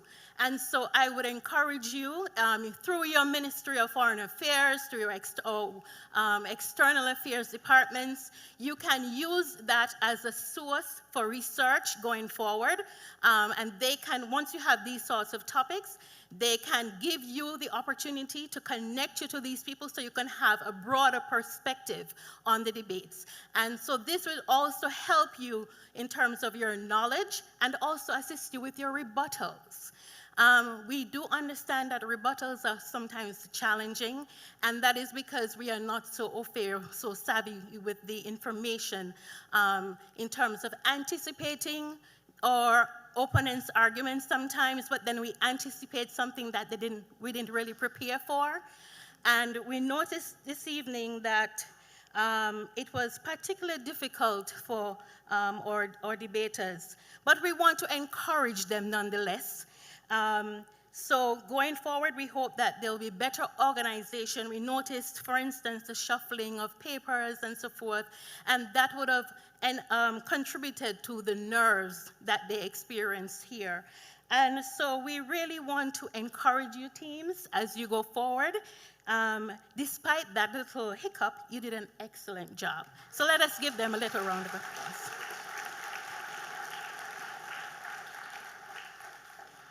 Now, it's 10 o'clock and we have church tomorrow. So I would now like to go straight into the announcement of the final results. In the case of the moot, regional integration should be prioritized over global alliances. One team scored 559 points, and the other scored 613 points.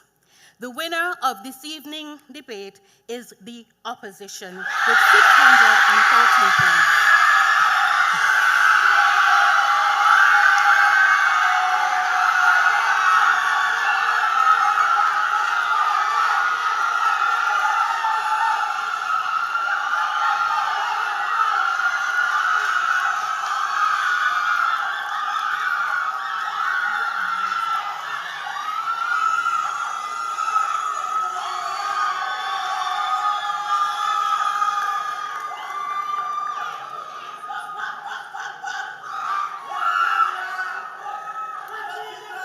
We would like to thank our adjudicators, special judges, auditor, timekeepers, and all members of the audience for supporting the Leeward Islands debating competition.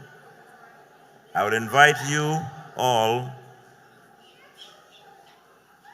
to stay with us a little longer as we have our cultural night. The debate, however, is closed. It's finished. Thank you and good night.